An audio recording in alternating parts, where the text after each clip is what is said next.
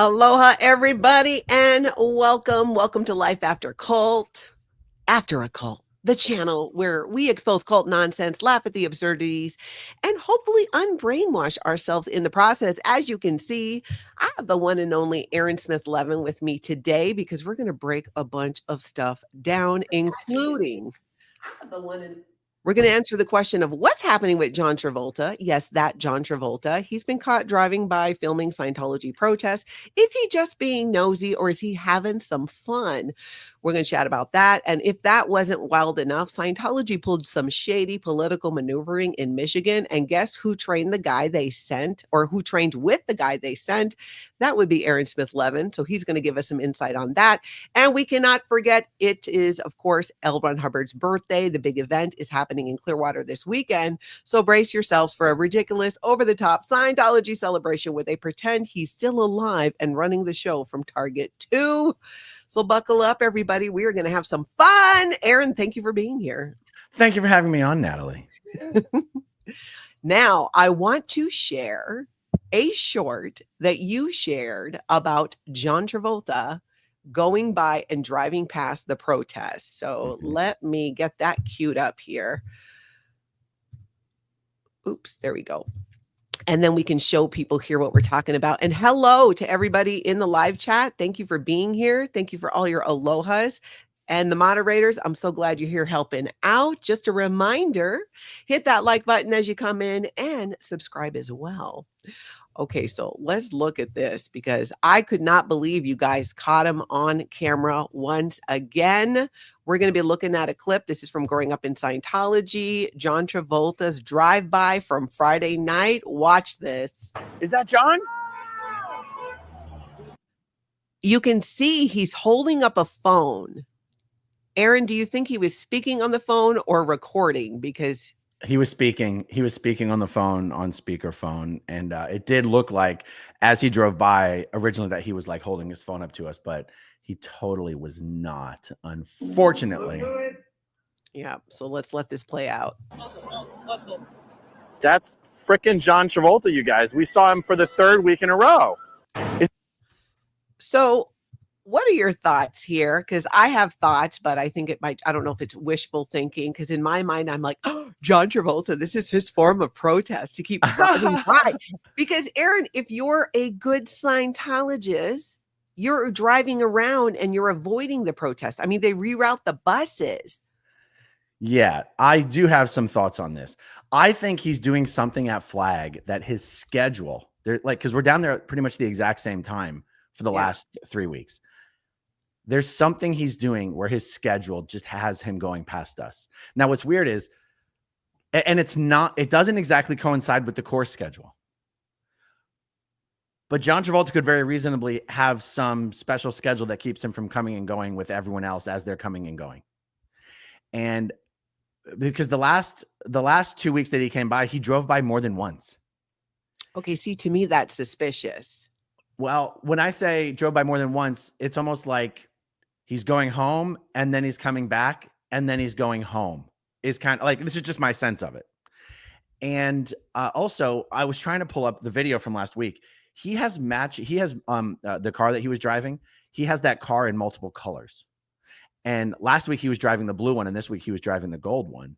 And what's funny is when we were trying to do the Google search to figure out, is that really John Travolta? There's entire news articles like in the Daily Mail about how much he loves these cars and has them shipped wherever he goes.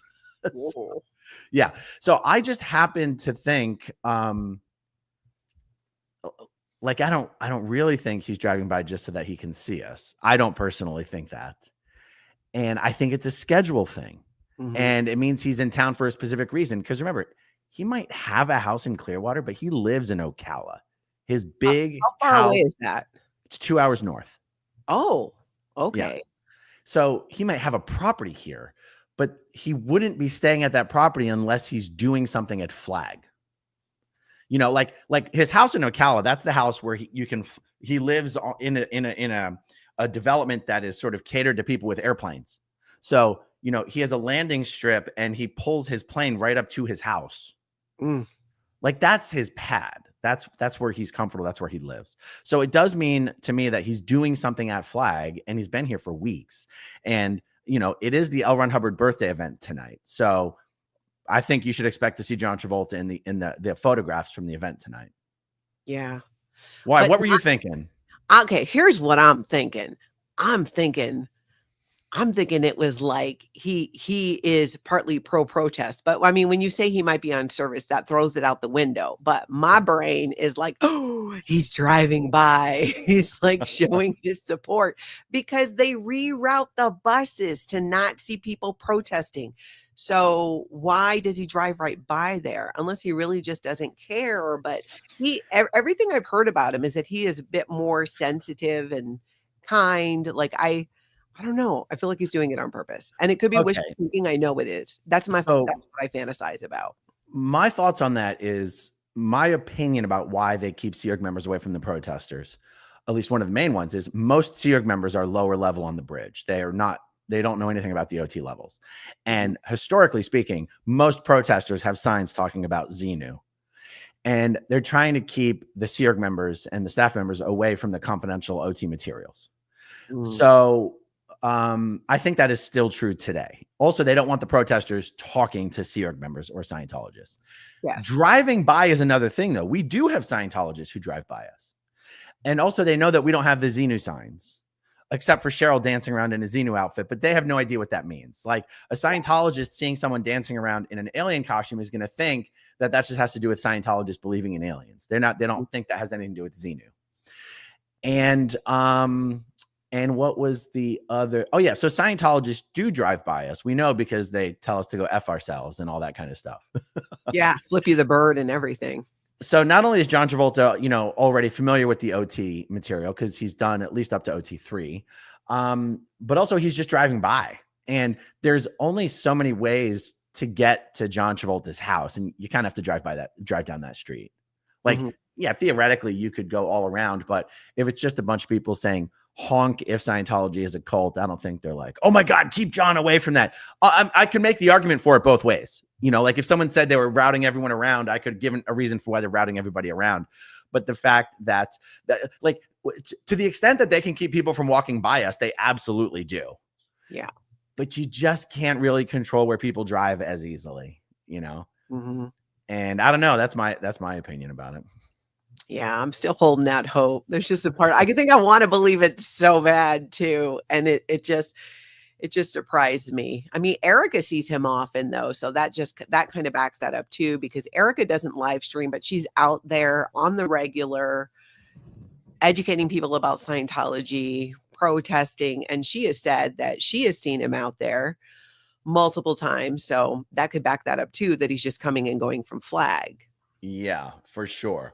Which always makes me wonder, what the hell is he doing at Flag if he's not doing his OT levels? I mean, obviously there's a ton of non-bridge auditing that you can get, but after a while, you've been at Scientology for 40 plus years. How much non-bridge auditing how much FPRD sec checking can you get? Like what else are you getting? After a while, there's only so many correction lists. There's only so much sec checking. There's only so much FPRD you can do. I don't know what the hell he's doing after all these years. Yeah. Do you think are you aware of him doing any Scientology training, like auditor training? I've never heard of John doing auditor training. But that would be interesting. Yeah, it's funny. I've hardly ever heard of any of the celebrities doing any auditor training other than Tom Cruise, actually. And of course, Neil Gaiman was a pretty highly trained auditor, but that was actually before he was famous. Yeah. Yeah. The idea of John being at Flag to do auditor training is interesting. I don't know. Yeah, I don't know. I don't know what the hell he's doing. Yeah. It's either way, either viewpoints on that. It's not clear cut. I don't feel like it's very like, oh, for sure this way or for sure that way. And it makes sense if his cars are older, they don't have where you can connect to the smartphone. Although, I mean, he should not be holding his hand and driving. In Minnesota, that's illegal. I don't know what it's like in Florida. Well, those almost certainly have to be manual transmissions, don't they? I don't know. Maybe I don't think they have like Apple Play in those cars. Those are an older style BMW, right? No, that's an old Mercedes, but that's my point. He's got to shift the gear with that hand, and he's holding the speakerphone. Maybe it isn't automatic. But yeah, I think, in Florida, actually, and someone can fact check me on this, it is not illegal to be talking on your phone in Florida, I don't think. It is illegal to be texting and driving, but I don't think it is illegal to be talking on your phone, even holding it. Anyone want to fact check me on that in the live stream? Based on something a police officer said to me when they thought I was texting and driving, but I was really actually live streaming. Like I was holding my phone, but I wasn't texting on it. I'm under the impression you can hold your phone if you're not texting. Yeah, in the state of Minnesota, you don't even have to be on it. You cannot have it in your hand while you're operating a vehicle. It has to be, and they have holders you could put in the car where he could put the phone and then still talk. Of course, that also, I do have a problem with John Travolta driving and holding his phone. Okay, Dusty and Cheryl are telling me that I am correct about my interpretation of Florida law. I can, it's almost sacrilegious though on that old vintage Mercedes. Could you imagine him trying to stick some phone holder to the dashboard or clip it onto the air conditioning vent or something? It's like, oh my goodness. True. Old Fritz just made a comment that I just lost, so I'll just forget about it. We'll see if I can find it again. I am still going to hold out hope. I still think it's interesting when you guys see them and document it. I think that's a fun part of it. And Mama Opal says, yeah, you can hold your phone while talking and driving. And Nancy says that driving and talking on a cell phone is perfectly legal in Florida. In most situations, Florida law requires that if you are in a school zone or active construction zone, you use your wireless communication device, cell phone, in a hands-free mode. Yeah. I mean, he could at least use earbuds. But I guess really, if you're driving an automatic transmission and it's no different than holding anything in your hand, really. So I'm not getting down on him for that. I thought he was filming us. And I was like, when I thought he was filming us, I was like, oh my God, that means he absolutely knows what we're doing. And for some reason wants to capture it, or doesn't know what we're doing and thinks it's interesting. And he's going to watch it back and he's going to see his buddy Tom Cruise out there protesting with us. And he's going to see the sign. And then pretty soon he's going to see the John Travolta cardboard cutout out there. Now that, will he stop? That's the question. If John Travolta sees John Travolta protesting Scientology, will he stop and get out and be like, hey, please, because he's a nice guy, right? Please don't do that. This isn't okay with me. Please, guys, please. Just stick with my buddy Tom. Yeah, because we know there's no love lost between those two. I know. There's been multiple reports about how they don't like each other. And I get why Tom Cruise wouldn't, because he is such a, better than everybody, just, has is driving the moral compass for Scientology. And was it Tom DeVocht, who is a former Sea Org member, for those who don't know? He did multiple interviews, and I think he's the one that shared that David Miscavige would be drinking scotch and making fun of what came up in John Travolta's sessions. He was making fun of what came up in Tom Cruise's sessions. Tom Cruise too. Interesting. Yeah. But it's also because Tom Cruise is very homophobic, as are all Scientologists, and John Travolta's gay.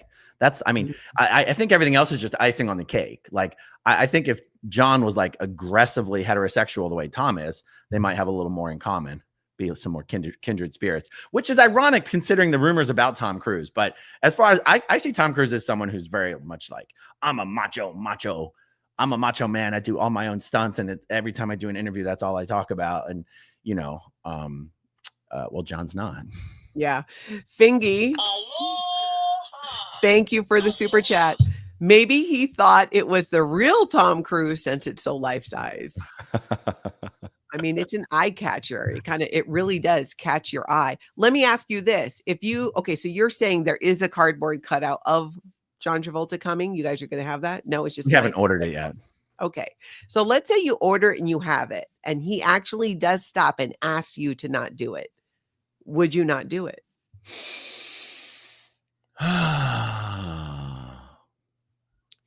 I feel like the correct answer would be, if he requested that of us, then I would be inclined not to, but I'm not sure why. I feel like I have to think about it. Would that be the respectful thing to do? Would it be nice if he respectfully asked?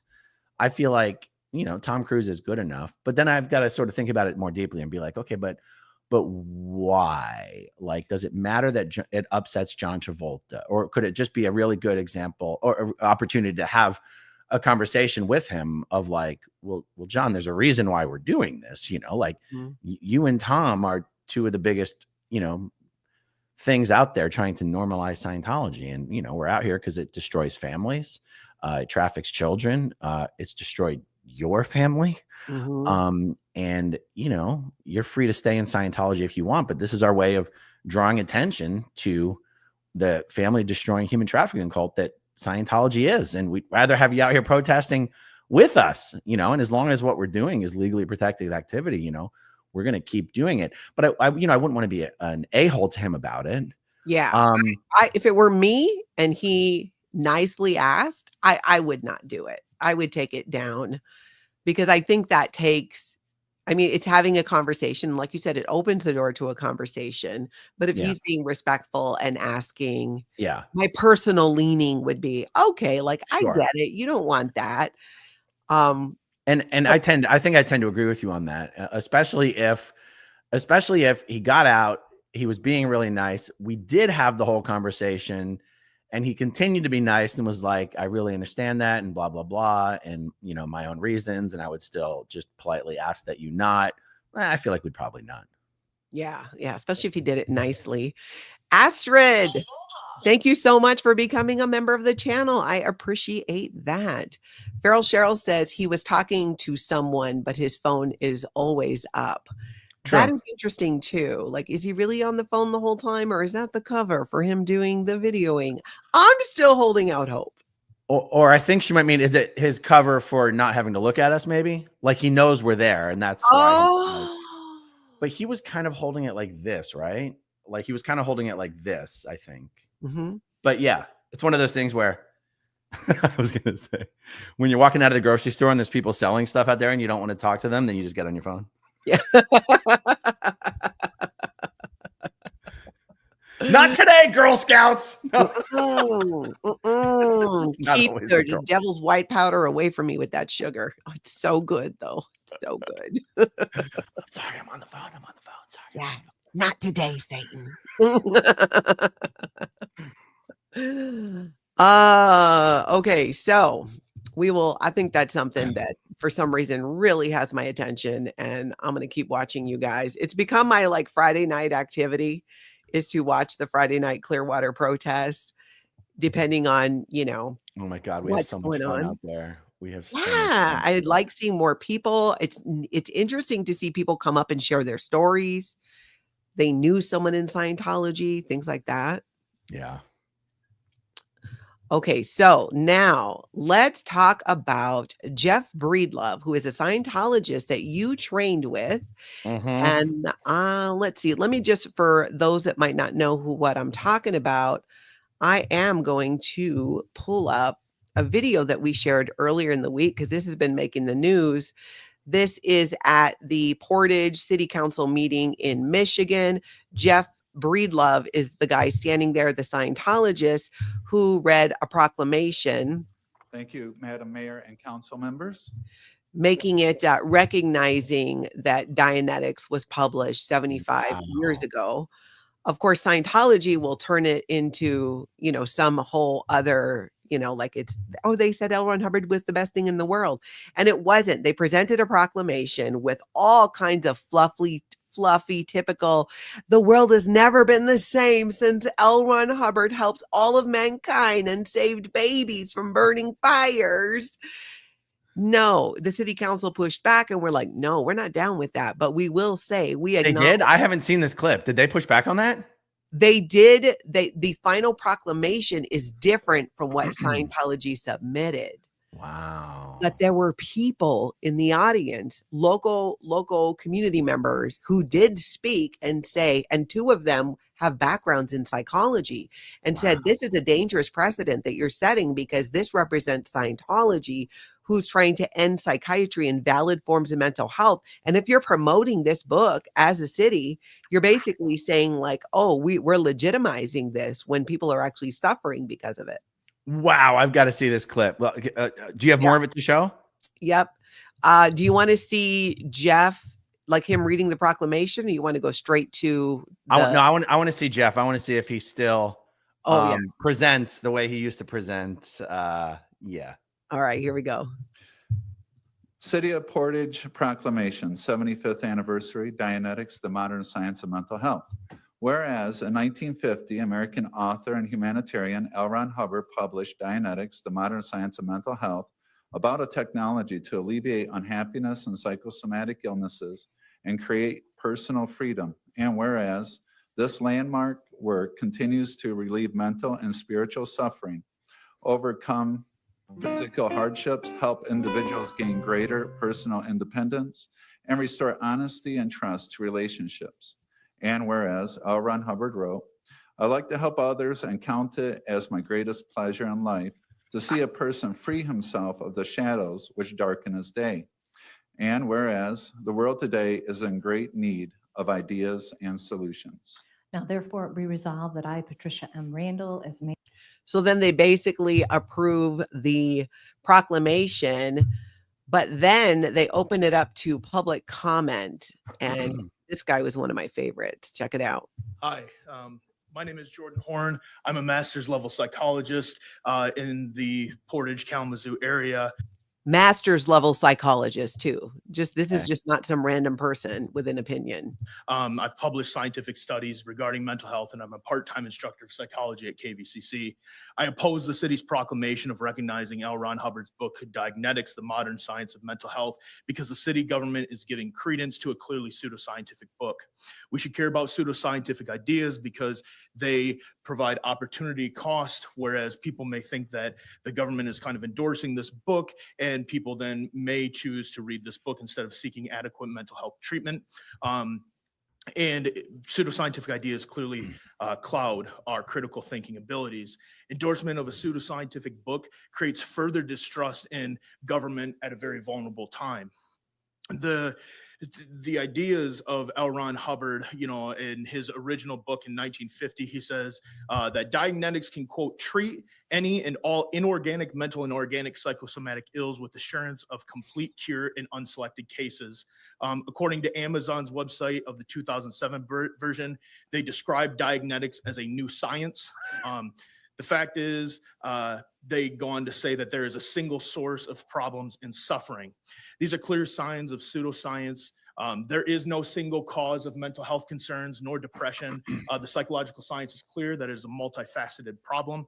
This, Aaron, is what fascinated me about this guy is he didn't just bring like, oh, it's a cult. And there's so many aspects to why this is not a good idea. But I was really impressed that he really backed it up with no. We do not believe it is not proven that there's one source, the reactive mind, but there are all these other, it was amazing. That is incredible. I'll play the rest of his here. We should also be thinking about using scientific reasoning skills and being aware of other indicators of pseudoscience. For example, making an exaggerated claim requires extraordinary evidence. If you're making a claim that human suffering is the result of a single phenomena, which Hubbard elaborates in his book, he needs extraordinary evidence to overcome that from what we know about psychological science. So my primary concern is that we're endorsing a book that is pseudoscience. It's not a religious book. The name science is clearly in the title. So the Scientologists should not be able to hide under religious freedom to say what they want. If people would like to seek adequate mental health treatment, they can visit the American Psychological Association's Division 12 Society of Clinical Psychology, where scientifically based treatments are provided and listed. Same thing for Division 53, the Society of Clinical Child and Adolescent Psychology, where scientific based treatments for mental health are provided and listed. So therefore, I oppose, and I hope that the city will reconsider, and that we need to be thinking and endorsing scientifically based practices, especially regarding mental health, especially at this time in our country when we have so much suffering going on. Thank you. So that is what he had to say there. You got any thoughts on that? What an interesting angle of saying that Dianetics cannot be protected behind the shield of religious protection, because L. Ron Hubbard claimed it was a science. And it's funny because if you asked a Scientologist about that, you would really paint them into a corner, because Scientology does want to pretend that Dianetics is a mental science and Scientology is an applied religious philosophy. Yeah. I mean, you know this, even to the extent that orgs are supposed to have separate entrances for the Dianetics Foundation and the Church of Scientology, because they market to different publics. Mm-hmm. Dianetics is marketing to a mental health science public, and Scientology is marketing to a religious philosophy public. And yet any Scientologist knows that this is just lip service. They're one and the same. Yeah, exactly. He really calls that out. And you're right. If that were brought up to Scientologists, even they would go, because I remember my best day in Scientology, I was like, oh yeah, Dianetics, it's a science. Yeah. That's how the Nation of Islam got involved in Scientology. That's right. Not a religion. Dianetics That's is right. science. That's right. And I can, the fact that he even thought to make that point is absolutely brilliant, because I know that those people up there on that council are sitting there going, well, we have to treat Scientology like any other religion. And this guy's going, they don't say this is a religious book. They say this is mental science. Mm-hmm. And yet if you asked Pat Harney or John Carmichael or Bruce Thompson over at the Office of Special Affairs about Dianetics, I bet they would actually not know what the right answer was. Do we say it's a science, or do we say it's Scientology? Do we say it's scripture? Do we say it's not scripture? Because Scientologists do think it's scripture. Yeah. They don't use that word, but they consider, like, it's sacred. You can't question it. Mm-mm. Anyway, I thought a brilliant strategy on his part to say, this is not religion. Where this is not a matter of we believe what we believe. We're allowed to believe what we believe. They call this science. And therefore, the fact that he was differentiating between religious belief and pseudoscience, because anyone can come along and say religion is all pseudoscience. Like we don't believe an atheist could be like, it's all pseudo, whatever. And you're, yeah, but religion isn't pseudoscience. It's faith. Pseudoscience is something different. And acknowledging religions is something governmental bodies seem very comfortable doing.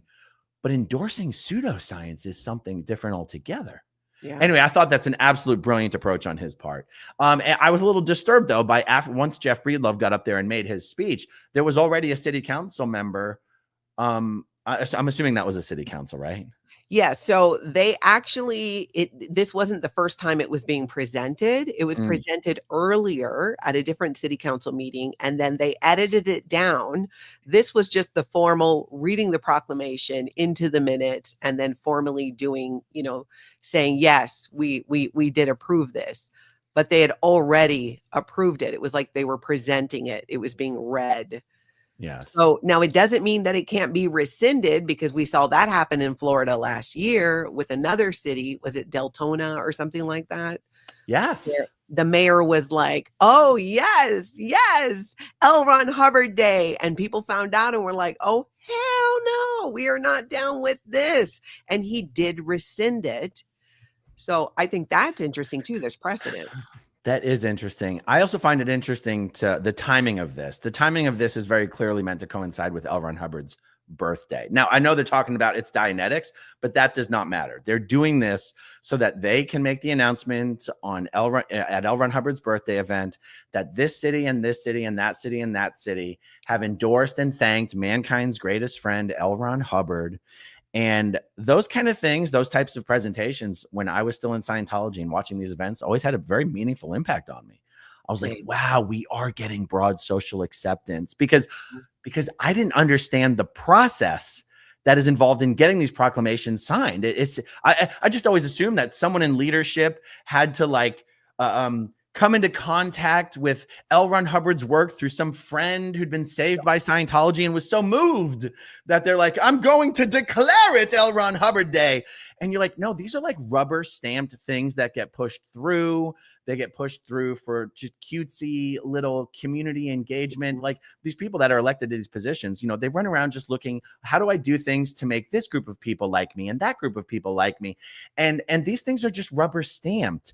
And to me, it sort of just reeked of a little bit of desperation, of like trying to just squeeze something through so that they can use it as an internal PR, a little piece of internal PR to be like, see, guys, we really are winning. We really are winning. Now, I think it's interesting to see after Jeff Breedlove's been in Scientology for 30 to 40 years, he still seems only partly literate, to me, that is. Well, he comes back. He comes back. So Does let he? me show you. He does. He comes back. Hold on a second here. So after this guy, there is someone else who comes up. I'll show it to you in order here so you can really get the flavor. This was the next person from the community who spoke up. Good evening. My name is Richard Hewitt. My wife and I reside at 2732 Calaraman Avenue here in the city of Portage. We'd like to address a proclamation recognizing the 75th anniversary of L. Ron Hubbard's book, Dianetics. We're very disappointed that this proclamation has been passed. We recognize and appreciate the long history that the city of Portage has in recognizing various groups, organizations by proclamations. We hope that long tradition stands. However, we take exception to this proclamation. Recognizing Dianetics lends credibility and support to Scientology. I'm a former licensed counselor. My bachelor's degree is in sociology and social work. Again, somebody else who has a background and can speak on this with authority. My master's degree is in counseling and psychology. I'm no longer licensed, but we consider Dianetics a threat to community mental health. We stand in full. That right there, Aaron, that statement that he just made, we consider Dianetics a threat. What did he say? A threat to mental health? To community mental health. To community mental health. To me, that was very powerful. Yeah. Let's see what else he says. Agreement with our friend Jordan, and we would like to stand in opposition to this proclamation. Thank you very much. Thank you. And again, somebody else with a master's degree in psychology. I'll show you. There's this woman. She was a spitfire. She really brought her concerns. Listen to this. About this proclamation just about 3 hours ago by accident. I spent 2 hours walking around my neighborhood, telling my neighbors about it. They were all saying, why did we not know about this ahead of time? It flew under the radar, probably so that we wouldn't know about it. Shame on every single one of you who participated in this. I would like you to publish a list of every single one of your names and how you voted, whether or not you voted in favor of this, because Wow. residents of Portage have a right to know. You want to comment on that? It's just incredible. I mean, these people are so spot on. I mean, I'm embarrassed I haven't seen this video earlier. I'm gonna have to do my own video about this. This is absolutely amazing. Yeah, it's crazy. And she, hold on a sec. What does this say? Remove. Listen to the rest of this. It just gets better. My understanding of this book is that it denies the existence of mental illness. This is an insult to everybody who has a friend or a family member who has mental illness. I've known many people over my lifetime who have mental illness, and they deserve better than this. My understanding is that there have been many mental health counselors and many medical professionals who have criticized and debunked this book. And I agree with the man who said that this leads credibility to Scientology. There's supposed to be a separation of church and state, and Scientology really is not even it's a religious cult. Shame on you that you participated in this. I would really like a list of how each and every one of you voted. And I have many neighbors who told me that they want to see that list as well. When we vote, we want to know how you're voting, because it sounds like you're not voting in the way we want you to vote. Thank you. Thank you. Powerful. And keep in mind too that Jeff Breedlove is still in the room, listens to all of this. Yeah. Which I think is more funny from your point of view because you actually knew the guy. Yeah. But then he decides to come back up and give his own public comment after hearing all of that. And I will show you what he had to say when he came back up.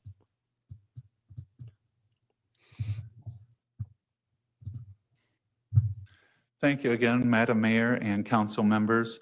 I just want to briefly go over my story with you, which is back about 30 years ago. I was studying at Western Michigan University, and I was doing okay academically, but I didn't have any purpose in life. I was trying to figure things out in life and looking for answers, and I saw a Dianetics commercial on TV. So I went down here to Portage, to the Barnes & Noble. I walked in, and there was a big display of Dianetics books. I read it, and then I had hope. I didn't have that before, but I had some hope for life and a better life. And since then, I feel like I've improved my life. It's fulfilling, it's meaningful, and I owe it to Dianetics. So I really recommend people find out for themselves what that book is about. 25 million copies have been sold worldwide. I know hundreds of people that have benefited from it. And 25 million copies sold, but hundreds of people. Isn't that the same number they've been saying for 20 years? I guess they're not selling any Dianetics books anymore. I know it is. At least even the McDonald's number keeps going up and up and up. You know, billions and billions served. Yes. I really want to say my appreciation for the city of Portage and the council members for their diversity and willing to recognize different ideas and different groups. So thank you. Thank you very much. It means a lot to me. Well, so what do you think about that? Jeff Breedlove's come a long way in the last 30 years. I do not mind. I'm going to put this as delicately and nicely as possible. Back when we were all training at Flag, all the out-of-work trainees were separated by continent. So the West US trainees all met together. The East US trainees all met together and mustered together. Everyone was pretty sure that Jeff Breedlove was special needs. We did not understand how he qualified to come to Flag for training. We were like, So maybe Dianetics really has helped Jeff. He has. That's all I'm saying. That's all I'm saying. We were like, I think Battle Creek, Michigan's a little low on staff members. I'm not sure that this guy passed the IQ and the aptitude test to qualify for training. But you know, God bless him. What was the training program that he was on? Do you remember? Well, everyone at first was there for auditor training, and then like 80% of the people got switched over to supervisor and word clearer training. So Jeff fired back as a supervisor, a course supervisor. And then I think he became the executive director, because when there's like 3 people at an org, someone's got to be the ED. Yeah. And when I found out, I was like, Jeff Breedlove is the ED of the org? How did such a thing happen? And I think now, I don't know if he's the ED or the DED or the PES, but. And those are all, just so everybody knows, that's the executive director, the deputy executive director, or the public executive secretary, which is the executive over all of Division 6 to get new people into Scientology. Yeah.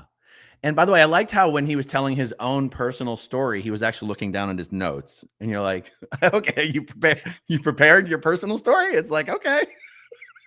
Mm-hmm. Yeah, so I can't believe that Jeff is still there after all these years. And it's one of those things, like, Jeff's already heard everything that could ever be said negative or against Scientology. He's just one of these guys. Osa doesn't care. Jeff's one of those guys Osa will just put in front of anything and they don't care, because he's already heard it all, you know. Yeah, so it's very possible then that he has been on staff all those years, because when you talk about training with him at Flag, what year are we talking about? He would have gotten there around 1995, or maybe 1994, but probably 95. So that's 30 years. And he said 30 years. So that's what I mean. Like, he's one of these guys who like joined staff like 2 weeks after getting into Scientology. Yeah. Who watches a Dianetics commercial and then goes down to the local bookstore and gets Dianetics? In the 80s, people did, but I don't think these days. Yeah, not these days. Yeah. I don't know if you can tell. Jeff's a very unusually tall guy. Can you tell that from the videos? He does. He seems tall, but looking at it, I wouldn't have thought unusually. So, well, it's one of the things that might have. Okay, I gotta be careful here. Is that he doesn't control his body very well. He kind of like Gumby. Oh, like maybe Gumby. Abraham Lincoln. There was a word for it. Okay, there's Jeff Breedlove and there's Abraham Lincoln. But I mean, when you're really tall, but then you had really long arms, like there's a word for it. It's a. I don't he's know not like freakishly tall. He's just much taller than he might look on video. Okay. That's right. He's Gumby, damn it. I've got Gumby. Gumby is stuck on my VW bus. That's Jeff Breedlove. That's Jeff Breedlove right there. right Yeah. here. Yeah. This was Tony's Gumby. He's from childhood. Oh my God. Yeah, that's Jeff Breedlove if Gumby's IQ was about 60. Yeah. That's amazing though that he's been there the entire time and he's still there. Yeah. And would get up and do this. Because I remember when I would be asked to do things for Scientology, which was towards the end, right about the time where right after I did these things for them, I was like, I'm out. I can't do this. But it's hard to do when you know you have doubts yourself about Scientology, even though they prep you for the black PR, what they say are the lies, which turns out it was true because somebody might ask you these questions. I'm just surprised that, to show up like that and just be so confident in that, yeah, this is Scientology. Dianetics is amazing. There's more that I want to say about this, but I don't know how to do it without offending some people. Okay, I've got the button handy. I've done this. I've explained this before. It's an actual policy letter written by L. Ron Hubbard.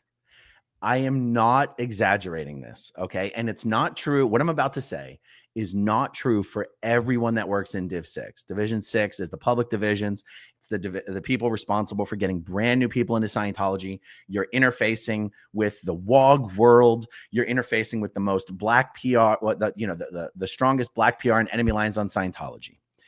L. Ron Hubbard wrote a policy that explained that in an organization, oh my God, I don't know how to say this the way L. Ron Hubbard said it. I can only say it the way I remember it.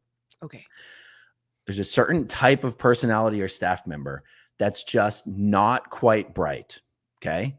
And I'm not saying this applies to everyone in Div 6. Mhm. I'm saying that L. Ron Hubbard said that when you have a certain staff member and they're just sort of not very bright, you can use that to your advantage and you can put them in Div 6 because they're not quite bright. They don't think and compute at a high level.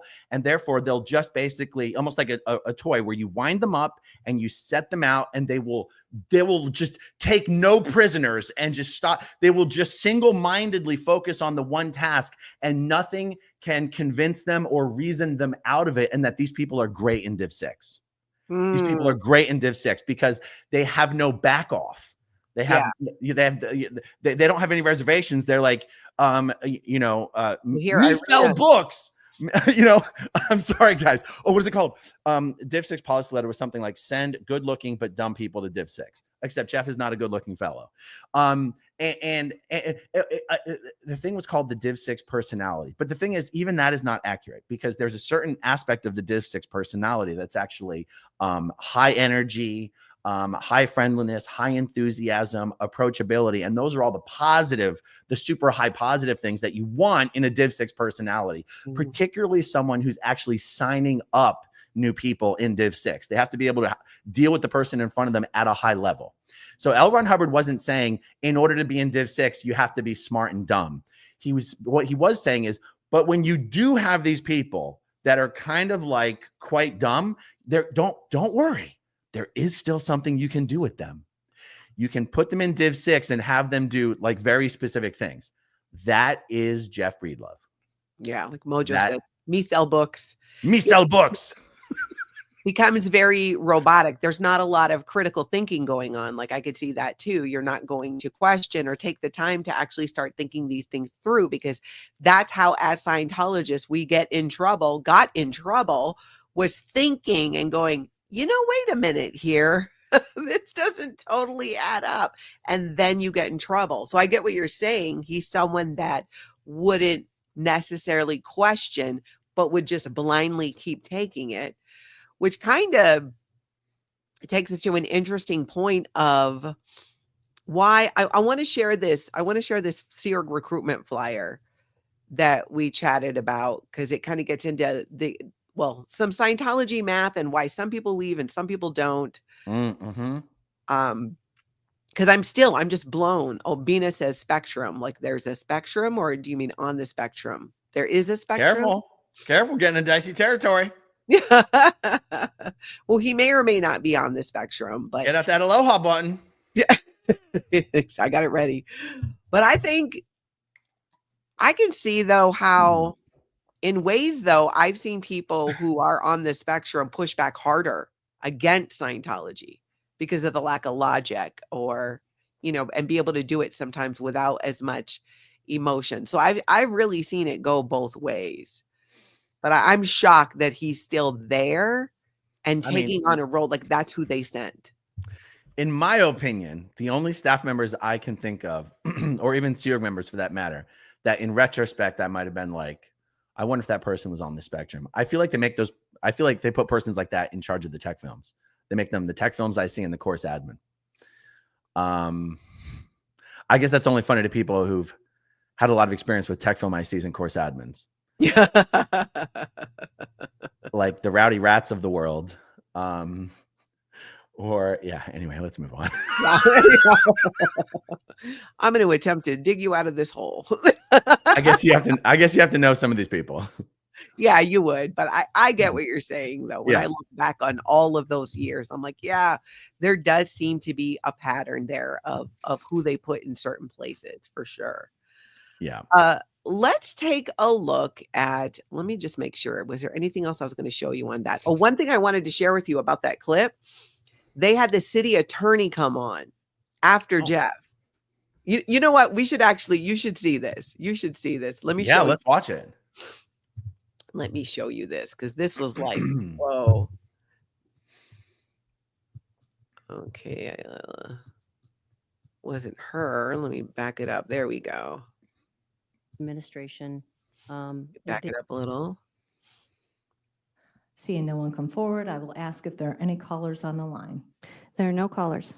All right, we normally don't do back and forth question and answer during this time, but I would like our city attorney, Ms. Catherine Kaufman, to make a statement about proclamations in the city of Portage.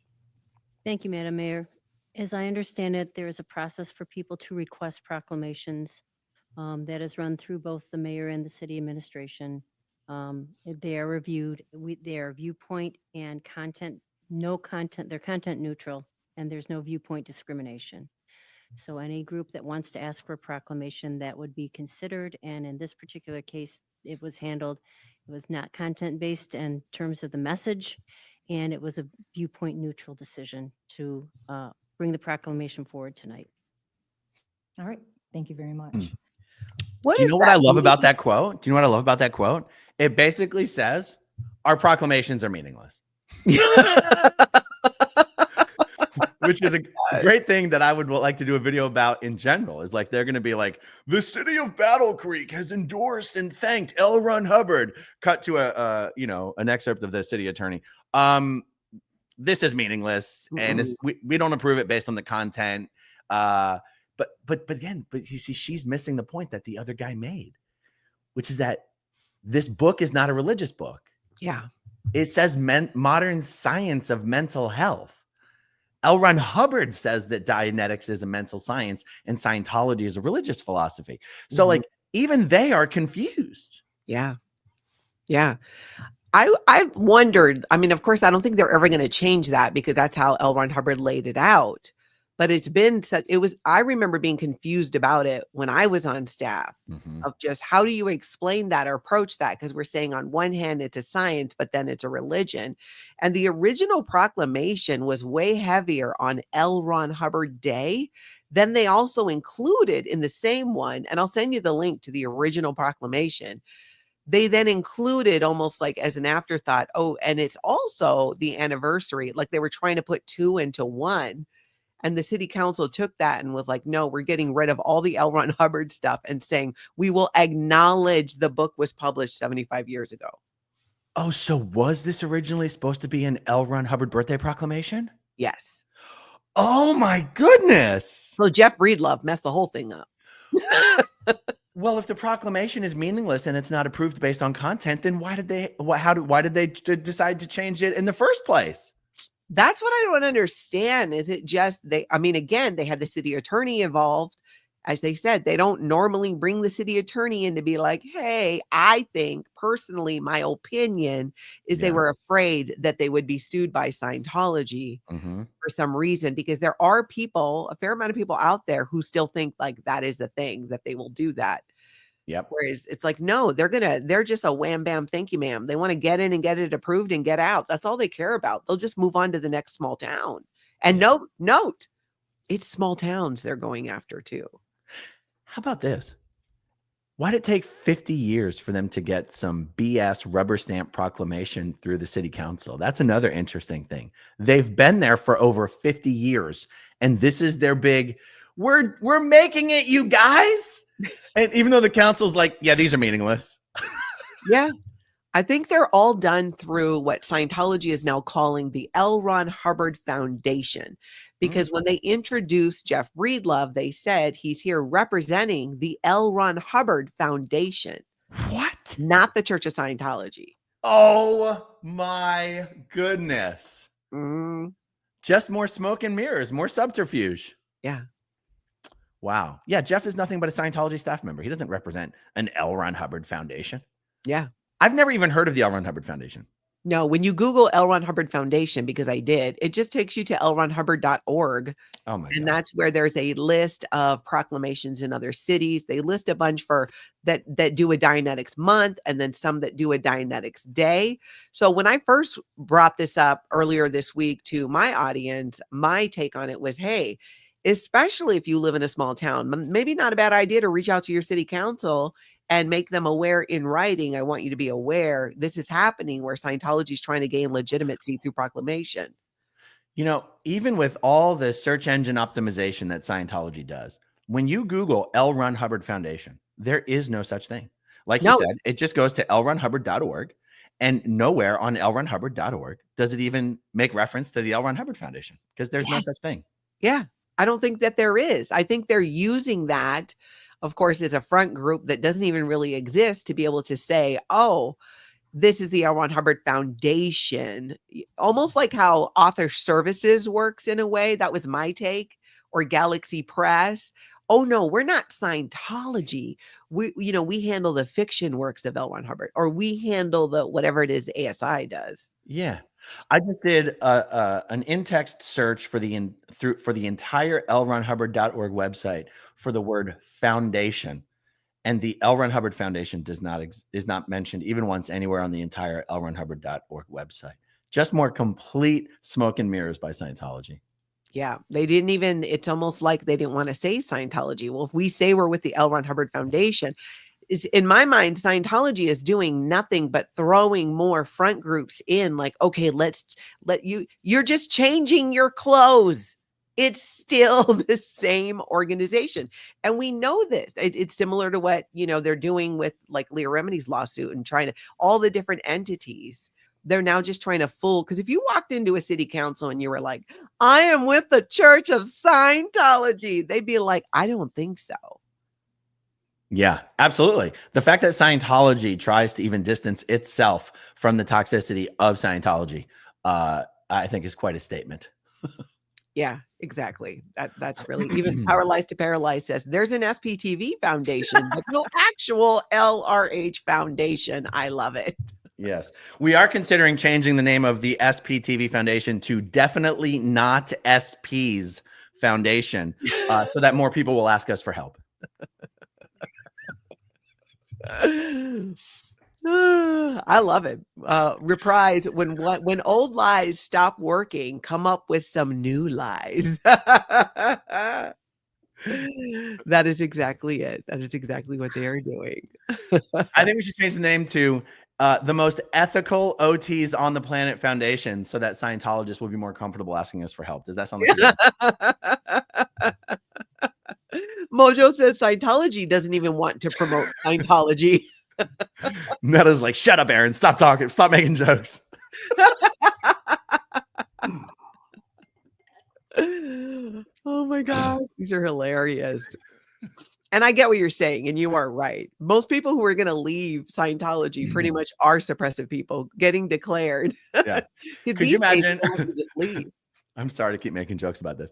Could you imagine being in Scientology and reaching out to a bunch of anonymous people on the internet you don't know, have never heard of, wanting help leaving, but being like, but they're SPs. Yeah. Oh my goodness. It's a Okay. it's a mindset that's hard to wrap your head around, I think, without being, or at least having a good understanding of what happens when somebody is leaving Scientology. That's That right. they're That's right. they're looking for suppressive people. They are That's looking right. for people That's who have right. been through something similar. When I left Scientology and was leaving, it was the stories of all those suppressive people online that helped me. Exactly. Exactly. Okay. So there's no L. Ron Hubbard Foundation. That's a lie. The city attorney was basically like, these proclamations are meaningless, guys. Don't worry. And we were going to go to the number of Sea Org members in the Oh, planet yes. as promoted by Scientology itself. Yeah, let's take a look at this. Can you see it okay? I can. So it says worldwide population, 8 billion, 19,843,789. First of all, that's absurdly specific. Do you think, let me ask you this. Do you think, so in Scientology, a lot of the audience probably doesn't know, there's a drill, like a date locate drill it's called, or if you're trying to nail down a time period, you use the meter to narrow it down. It almost sounds like they tried to do that with this and until it read on the meter, and that's the number they went with. Yeah. No, I can see somebody being like, you got to have a very specific number. Otherwise people aren't going to think it's real. Yeah. It's true. Okay. When I lie about my weight on my driver's license, I don't end it in a 0. I put some random odd number on there, so it sounds more believable. Now I checked. This was sent out recently. This is the exact same promo piece that was sent out over 2 years ago that I used to compare to my estimates of Scientologists in the world. And so even 2 years ago, this is how you know this is how you know. It's not whether the number's right or wrong. It's that they don't even have a way to actually track the number. Because if they did, they would just use the real they would just use an accurate number as time changed. The truth is it's actually very hard to get an accurate count of Sea Org members. Yeah. Routing out people on the EPF, declared on all sorts of reasons why it's hard to estimate. But it is interesting though, because this is Scientology telling you what they are claiming is the number of Sea Org members in the world. And when they say on this promo piece that there's one Sea Org member for every 1,181,818 people on Earth, they are saying that there is, I will get my little notes up here. They are saying that there are 6,786 Sea Org members in the world.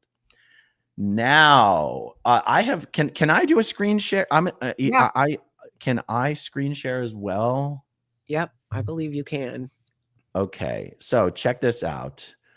This is the spreadsheet that I put together a couple years ago to prepare for the video that I did, estimating the number of Scientologists in the world. And there's some changes that I still need to make to this spreadsheet before I do an update video. But you'll see in the spreadsheet, I basically put a figure here to represent their recruitment poster. 6,800 Sea Org members in the world. Now, in my estimates that I did on the back of the envelope, I had estimated 5,200. Okay.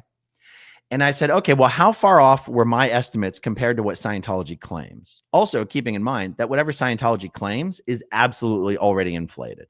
Yes. But if we were to just take them at their word, how far off am I? So I'm struggling to pull up my calculator real quick so I can try to do some simple math. So yeah, give me a I second. can't do math in my head. We need a calculator. Okay, I finally was able to pull it up. Okay, so if I go, 5,200 minus 6,800. Okay, so their number is 1,600 more than mine, and my number was 5,200. So this is where I always forget which way to do the division. So give me a second here. If I go, bear with me, please. If I go 1,600 divided by 5,200, I go, okay, so their number is 30% higher than mine, if I'm doing my math correctly. So if my Sea Org number was only 30% less than theirs, or theirs was 30% more than mine, well, okay, then how many Scientologists in the world would there be if my entire estimate was only off by 30%. And based on this, I was going, okay, so then I basically at this time was estimating 35,000. If we multiply that by 1.3, then even according to Scientology's own numbers, there's only 45,000 Scientologists in the world. Oopsie. Oh, Oopsie. That's a far cry from 15 million that they were declaring 30 years ago.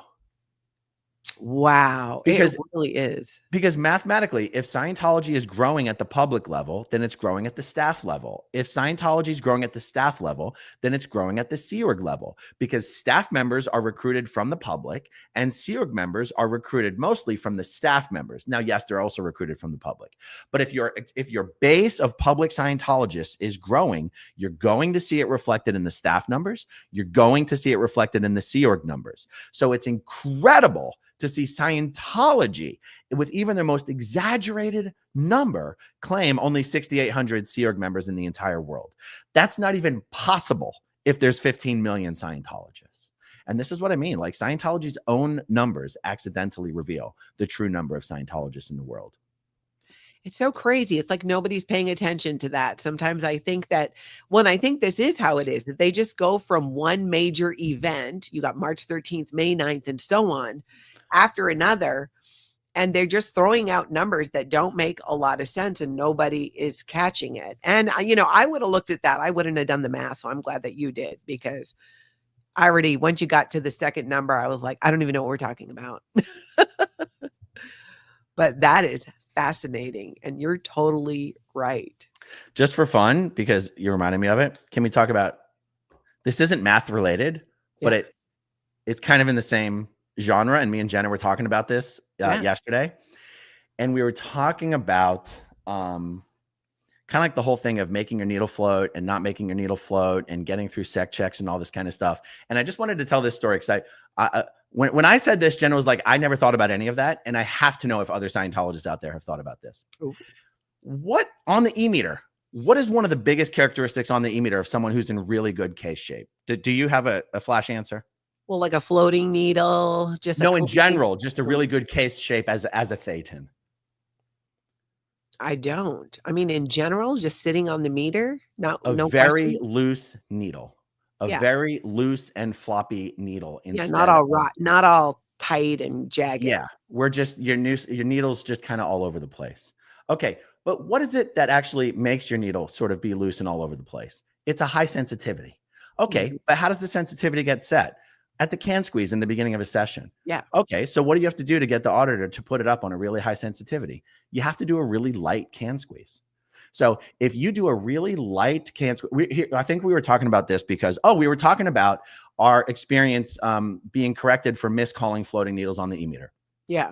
And I said, in my whole time on the meter, like, I was never a professional auditor, but as a cramming officer or as someone who did method 1, word clearing on a bunch of people, there's plenty of scenarios where you can be corrected for miscalling a floating needle. And I simply was never corrected for miscalling a floating needle. And one of the things, see, this is getting into the weeds, but this is sometimes fun to talk about.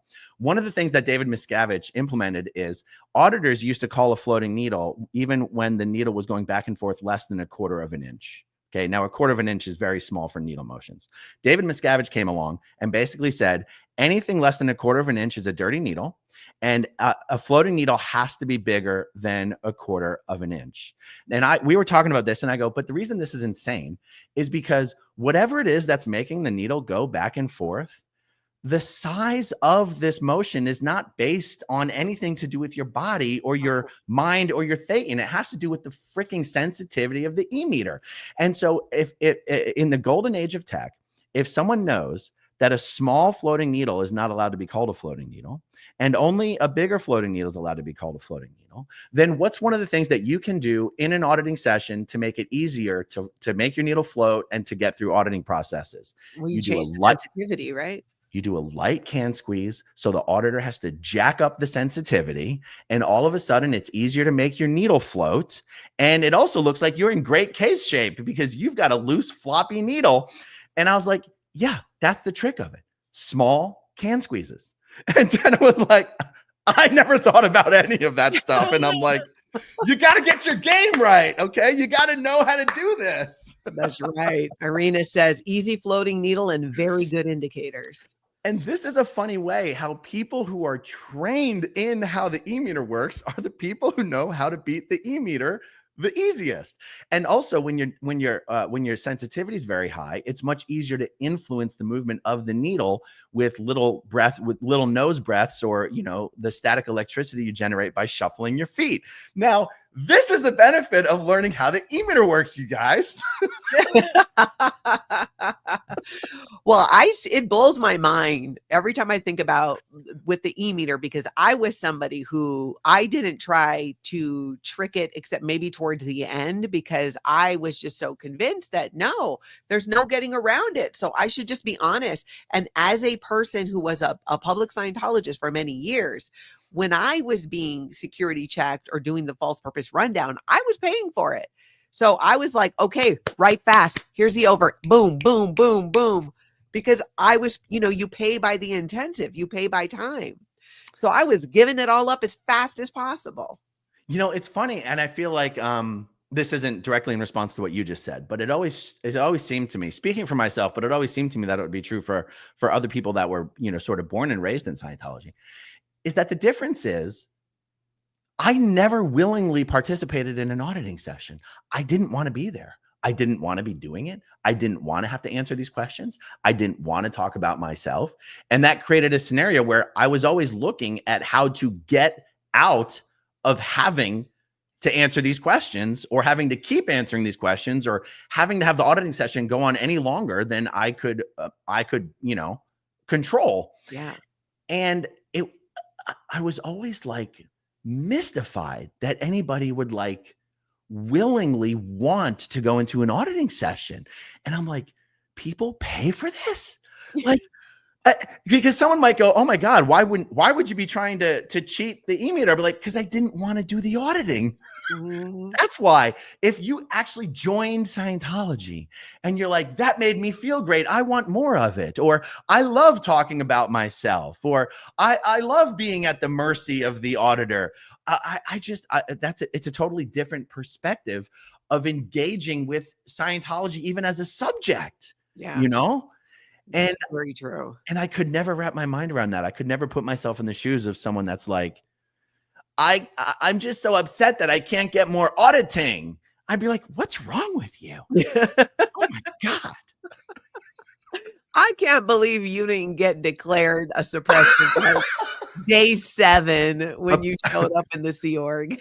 Apparently my PC folder said I was a no gain case. And it's funny, the first time someone told me that, which was only a couple of years ago, I was like horrifically offended that this person said that to me. And then the more I thought about it, I was like, yeah, why would it say anything else? I like never willingly participated in an auditing session, you know? Yeah. No, that would be very true. Very true. For me, doing the bridge to total freedom was more about the steps. You know, as a Virgo and somebody who likes organization, it was just like, ooh, I get to check a box. I get to check a box. I mean, I do a monthly, weekly, and daily checklist of things I need to do. And if I do something that's not on the list, I will add it so I can check the box. So I always looked at the grade chart, the bridge, as I just need to keep doing these steps. It was more like, okay, well, this is what we do in Scientology, so I'm going to do each step. Yeah. And, you know, and after I left the Sea Org, I got up through operating Thetan level 4, which is crazy. I'm so amazed they let me on, and I know they're really regretting it now. Do you know what would be a really fun one of these little panel discussions that we used to do back in the day? Is having conversations about the various ways we all tried to trick the e-meter. Because I still know there are some Scientologists, I'm sorry, like ex-Scientologists, who just, it never even occurred to them to trick the meter. Yeah, I was one of those. But is that because you weren't meter trained? Well, I was meter trained. I did the professional metering course. I was a solo auditor. I didn't audit other people. And it still never occurred to you to trick it? No, but I mean, I could generate a floating needle by just, you know, thinking good thoughts and just being chill. Yeah. I could feel almost like an energy in my body where I could kind of control that. And I knew that it would generate a floating needle. But in my mind, I wasn't tricking it. I was just expressing the emotion that would get the read I needed to get it to end. So now that I think about it, to a degree, I was tricking the Yeah. e-meter. Oh, you know what? I just remembered something. It's not just having a loose floppy needle that's an indicator of being in great K shape. It's supposed to be having a loose floppy needle on even a very, very low sensitivity. So some people would actually squeeze the cans hard because having a low sensitivity was supposed to be like an aspect of someone in good case shape. But it would oftentimes result in you having a very, very tight needle that wouldn't go anywhere or do anything. Yeah. So it's almost like some people wanted to clout chase by having a super low sensitivity, but then it would be impossible to get a floating needle. On the other hand, if you wanted to make it easy to have a floating needle, you would squeeze the cans lightly so that you had a high sensitivity. So it's actually a bit of a trade-off of having a high sensitivity, but being able to get through auditing sessions easily. That is a great panel question because it's something that when you're in Scientology, you definitely don't talk about. You can't talk about tricking the e-meter. That will get you a security check real fast and get you in huge ethics trouble. Yes. You remember Serge's story of how he managed to get through the RPF and have his needle float through the whole final assessment, right? I don't think I know it. Somehow, some way, while he was getting himself comfortable in the chair for the auditing session, he snuck a simulator under the blanket that was on his legs, and he plugged the leads into the simulator, which I still don't know how that's possible because the leads that connect to the cans are not the same leads that connects to the simulator. And he literally used the simulator to have an FN for his final assessment on the RPF. Wow. And I was like, I could never even have imagined trying to pull that off. No, I would be so nervous that I would be caught. That's a lot of my trying to follow the rules and color within the lines, especially in the Sea Org, was to avoid getting in trouble. It was just all about survival. I can't even imagine pulling off something like that. How do you that's high sneak in a stakes. simulator? Yeah, that's real. That's high stakes because if you get caught doing something like that, they're going to declare you and just offload you, in my opinion. Yeah, I agree. Wow.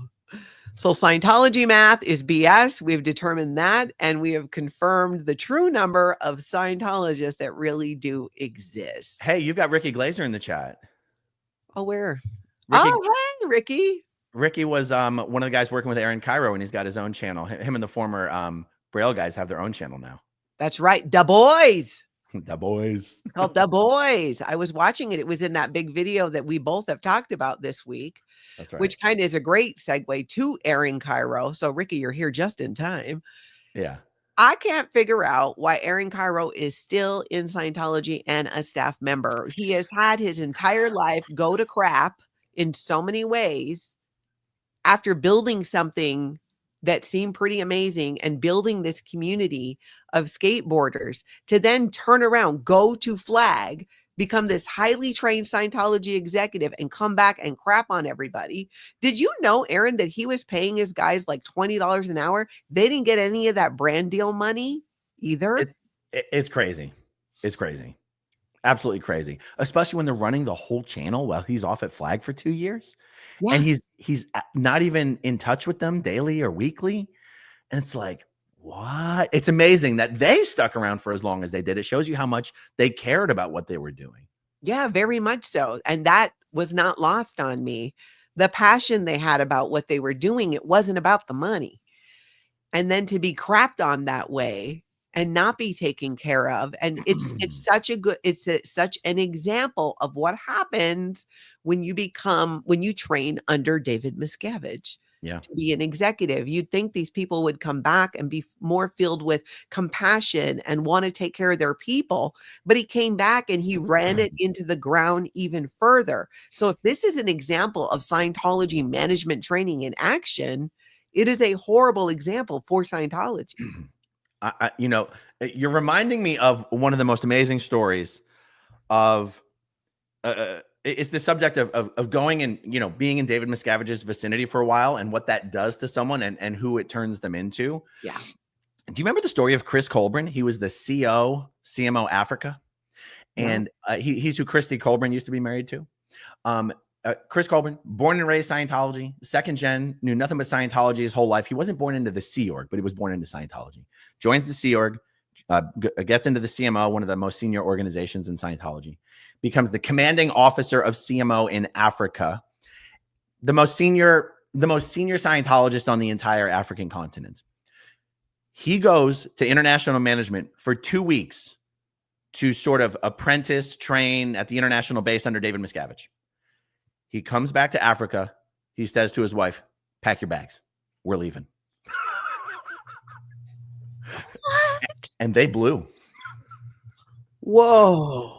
I mean, that's the effect for someone who was a true believing cult member, like a senior high-level cult member who, like me, had this magical idea of what it would be like at the international management, had this magical idea of what it would be like to work directly under David Miscavige. And the reality was so starkly different from what he expected that it was enough for him to go, oh, we're out of here. Wow. I've seen behind the curtain. I've seen who the wizard really is. We're gone. And so now I'm sure Aaron Kyro was not exposed to that same type of David Miscavige. Yeah. But the fact that he then came back, or during that whole process, or after he came back, showed so little regard for the people there. And I can't help but think that he just saw them as wogs, as out ethics wogs. Yeah. Out Well, ethics. we try not to say that word on the channel because it's very offensive to people in Europe. Thankfully, that's about 5% of your audience. Sorry, Europeans. Sorry, Europeans. But it's important to understand that that's how Scientologists think. You know? Yeah. And again, it's like, I guess in Harry Potter, it's like muggles. Like, is muggles really a slur? I understand the point that you're making. Yeah. But that's also the point that I'm making. I think that he's just like, they're just wogs. Mm-hmm. And they're out ethics and they're off purpose. And that he basically blamed them. And I think that's why you see such a lack of empathy when he does his video apologizing for closing the Braille warehouse. And then people have to point out to him, nobody's upset about the warehouse, dude. We're upset about how you treated the people who created this thing for you all of these years. You're not even acknowledging them. You're blocking them. You're disconnecting from them. You're disregarding them. It's like, what? You don't even seem human, you know? Yeah, that's a really good point. And you're right. You're right. And that was a lot of what they said. It wasn't just about Aaron Kyro seemed to make it about trying to make it this very black and white thing and push it under the rug. I never thought about it that way before, though, that maybe he wasn't that way so much before. But Natalie, imagine Aaron Kyro. He goes from being, I don't know, a teenage skateboarder to now he's this 40-year-old OT7, OEC, FEBC, all 3 L's, cause resurgence rundown, superpower, ED of San Francisco Day. Do you think he thinks he has anything in common with the non-Scientologist skateboarders helping him with his YouTube channel? No. Yeah, exactly. Yeah. No. Imagine what even most Scientologists look down on skateboarders as being like out of valence, out ethics, off purpose, other fish to fry, PTS to the middle class. And here he is, the golden boy of Scientology in San Francisco. It would be almost impossible for Aaron Kyro to see himself as the same as the people who were building that brand and keeping that brand alive while he was away. What do you think he was thinking, though, in doing that? And as things were falling apart and he couldn't pay the rent, at what point do you not be like, what do I need to change? Just from a business perspective, that's his business, his livelihood. He is not making money working for Scientology.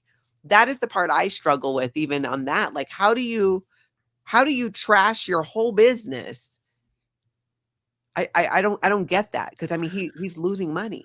I know. Well, whatever mental tricks they played to make him think that, you know, saving this sector of the Galactic Confederacy was more important than continuing to build his business. And it's like, well, when you put it that way, I feel like they already pulled that mind trick on him when they convinced him to join staff and go for full-time training at Flag.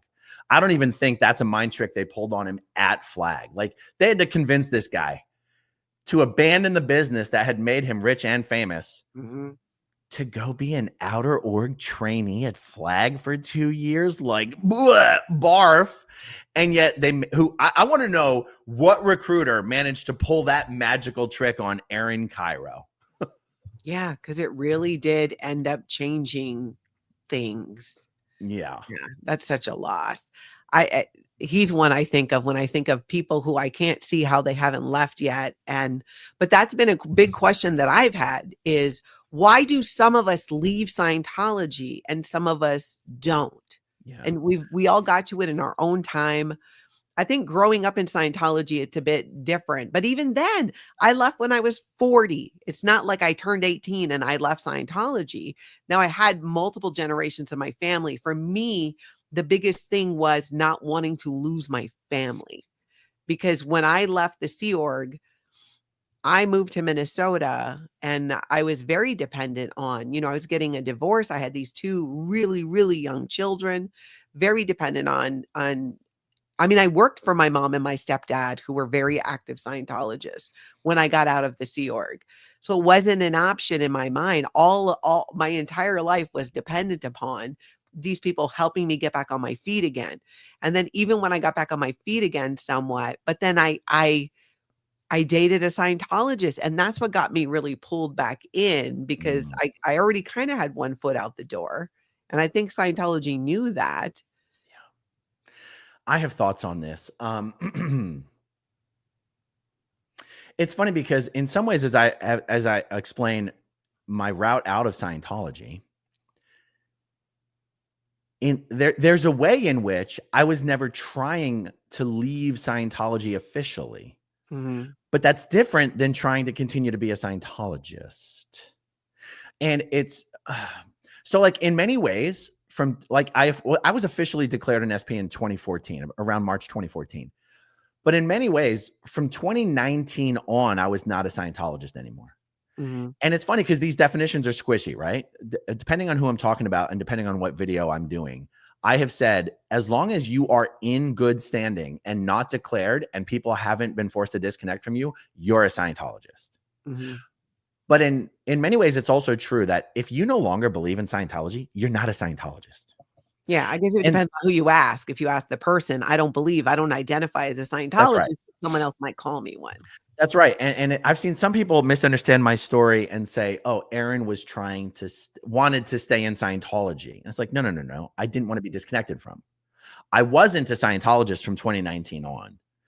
But I didn't want everyone to have to disconnect from me. So I didn't want to be declared, which is not the same thing as wanting to continue to be a Scientologist. I didn't believe in Scientology anymore. I had no interest in participating in Scientology. I didn't participate in Scientology, but I didn't want to lose all of my and Heather's family and all of our friends and all of my kids' friends and my job in the kids' school and all that stuff.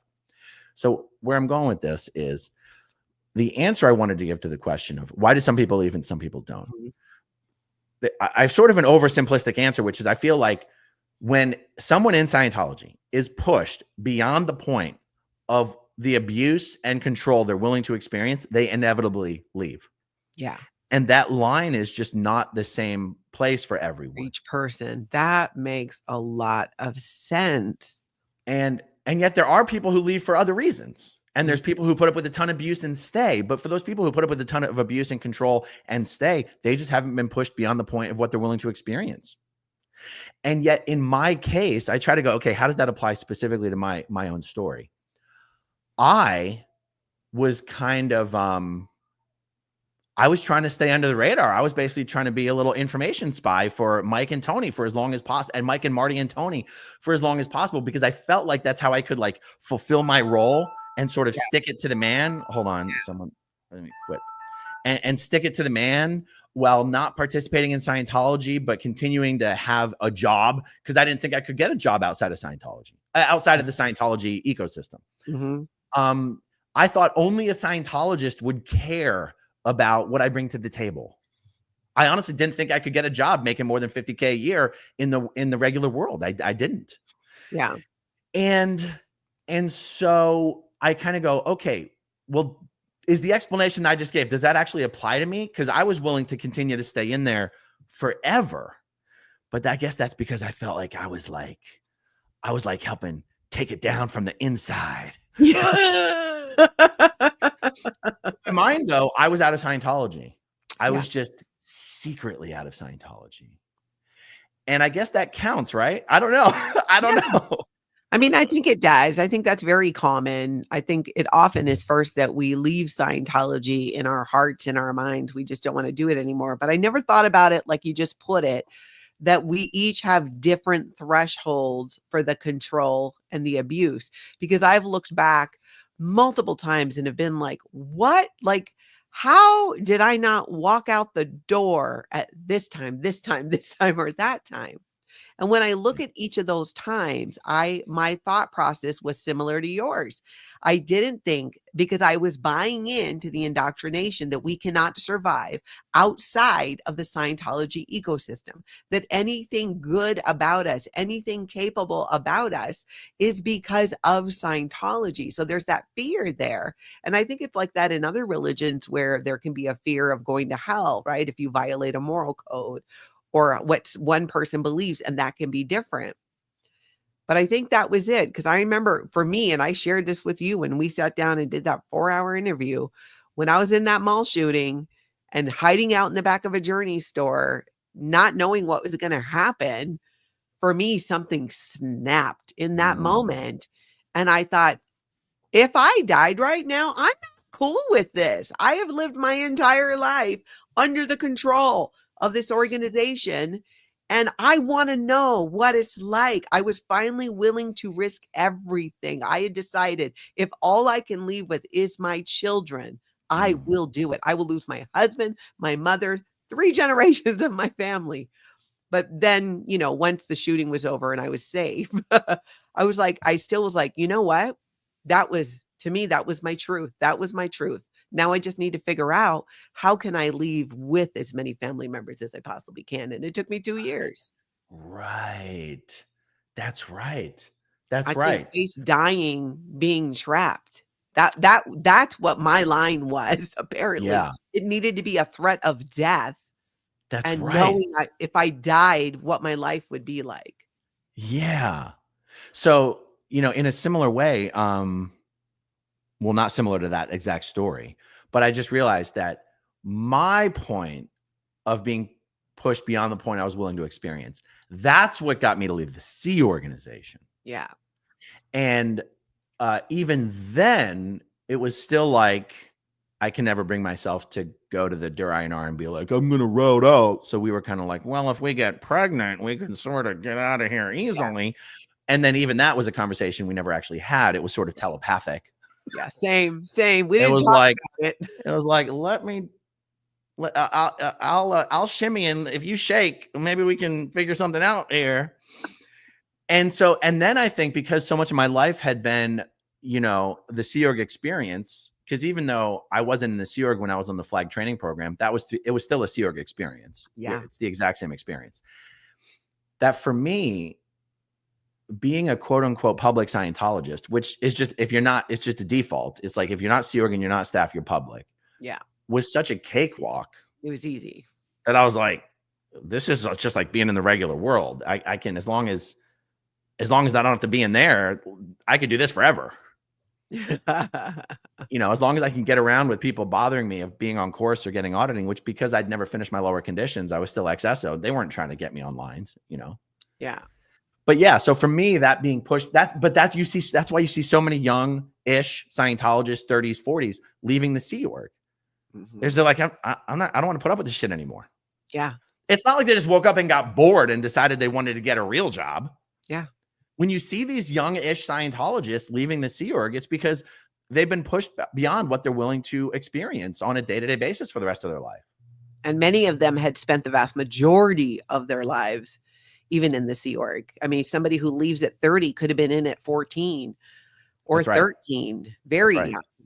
And so when you see people leaving the Sea Org and it's because they're having kids, it's not because they just decided to have kids. It's because that was a very convenient way to get out of an experience they were no longer willing to experience. Mm-hmm. Yeah. Yeah. And so, that's the reason I wanted to tell that part of the story, because the second part of the story, where it gets difficult, is even if I personally wanted to just run for the hills and publicly talk about Scientology, I knew I could never do that because of the family aspect of it. Yeah. It was how do you make that decision for yourself when it affects your entire family? And honestly, that goes back to why when people reach out to the foundation, no matter where they're at in their mental route out of Scientology, I'll never twist someone's arm and try to convince them that they should do something before they're ready to do it. Yeah. Same. You know? Yeah. And yeah. So this was just the whole conversation. Why do some people leave and some people don't? Man, I think eventually everybody leaves. Yeah. Except Jeff Breedlove. Except Jeff Breedlove, but yeah. Well, that is a really good point. Let's see. I wanted to chat about, today is the day in Florida where it is L. Ron Hubbard's birthday celebration at Ruth Eckerd Hall, right? Today is Saturday in Clearwater. And it's got me wondering, L. Ron Hubbard's birthday is a really big propaganda event for Scientology. Do you have any predictions about what you think they're going to be sharing at that event? And while you say that, I just have to go plug my computer in quick. Yeah. Okay. Oh, okay. We're going to go full screen here. Oh, wait, no. Oh, here, let's do this. Remove. Hey, how you doing? Okay. So my understanding is that the March 13th. Oh, she's back. Okay. Here we go.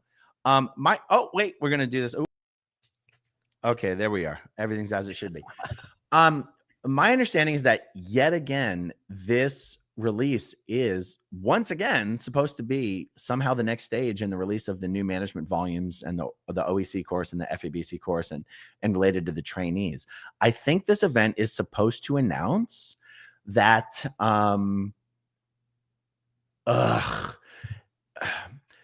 see, David Miscavige failed to execute this training program of training new command teams all over the world. Yes. And a couple months ago, the orgs were sent the new materials for the OEC FEBC packs. And guys, those are just the big green management volumes that has all the Scientology policy letters in it. OEC stands for Organization Executive Course, and FEBC stands for Flag Executive Briefing Course. And the OEC volumes are separated by division of the org board, and the FEBC volumes are supposed to be separated by policy letter series. So there's the Keeping Scientology Working series of policy letters. There's the Admin Know-How series of policy letters. There's the Finance series of policy letters. Anyway, the orgs were told that they were going to be allowed to train their own command teams at home instead of sending them to Flag, because the whole thing had failed of getting all the orgs to send people to Flag. Yeah, because when you're not being paid, you can't just be hanging out at Flag for 2 years. Yeah. And so the orgs were sent all the packs months ago, and the packs have been locked up the whole time and kept under lock and key, and the staff haven't even been allowed to look at them. And I've been being told that that's because there's supposed to be an official release or announcement, tomorrow, that then the new packs will finally be allowed to be opened up, and they'll be in the orgs, and the orgs will be allowed to train their own staff at home.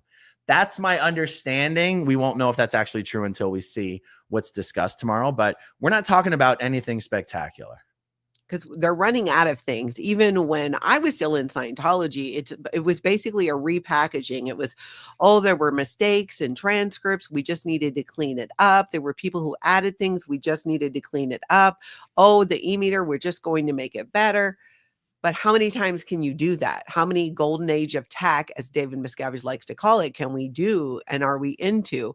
Do you think that those organization executive courses for staff, will public be able to do them at an org? Because remember, they used to be. Okay, so theoretically, they are supposed to be able to do them. Yeah. But staff members. Oh my God, did I already talk about this? So just like for the golden age of tech, everyone was sent back to the beginning to retrain from the bottom up. Yeah. That's what all the staff members are having to do as well. They have to go back and do their staff status 1 and 2.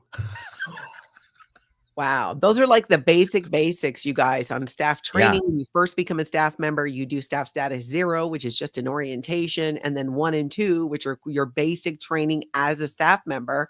Yeah. So everybody has to go back and redo it. And they're all having to Method 9 word clear the entire new org board. Oh my gosh. And for those that don't know, that basically, imagine Aaron and I are sitting at a table and we each have a copy of the same policy letter.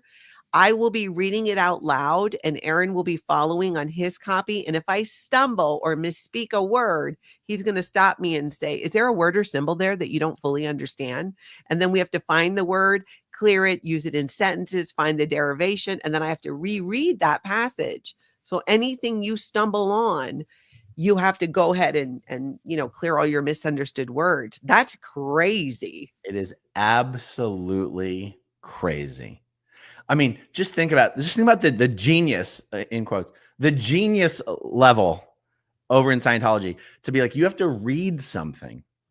And if you're reading it and you stumble or hesitate or mispronounce, you now have to stop and look for what word you did not fully understand. Mm-hmm. So you're like, Department of Inspection and Reports, Ethics Section, Chief Ethics Officer. That's it. Is there a word or symbol there you didn't fully understand?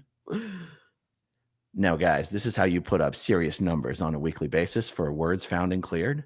I mean, Scientology is about to break all new records for words found and cleared in a week, guys. We're talking 900, 1,000, 1,500, whole nother level. That's how you do it. Records are falling. World records are falling all over the place.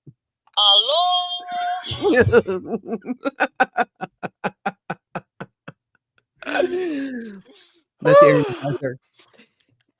You're right, though. I was never convinced that way of doing it too even really helped us understand it so much more. It was such a pain in the butt. It makes you wonder how many staff members at some point aren't going to go, is that their line? Are they being pushed too far to have to redo everything? I mean, is there anything else that has not been completely repackaged in Scientology? I'm not sure. I feel like they've pretty much gone through almost everything. I know. Imagine being like, nothing else has worked. Orgs are failing. The first golden age of tech, the second golden age of tech, the ideal org strategy. We released a new pay plan, but guys, we've got new policy volumes. We got a new org board. We rearranged all the functions on the org board so that they make more sense. Guys, they made sense before. Mm-hmm. Imagine being like, this is what's going to get more people into Scientology. How does releasing a new org board get more people into Scientology? Oh, and here's the best. And the funny thing is there's overlap here to the Aaron Kyro stuff. I think 6 organizations around the world had their new command teams fired back. They were like the only 6 orgs that had their full complement and they were fully finished. And Miscavige was like, we've got to send someone out. Well, Aaron Kyro in San Francisco was one of those teams. That's why it was such a big deal. That's why Aaron Kyro started making Scientology news. Has anyone seen any expansion of Scientology in San Francisco? Okay, well, that's the last card David Miscavige had to play. You know, golden age of tech, golden age of ethics, golden age of OT. This was the golden age of admin. This was supposed to be it. The ideal org strategy. San Francisco was one of the first 3 ideal orgs. Do you remember? It was Buffalo, Tampa, San Francisco.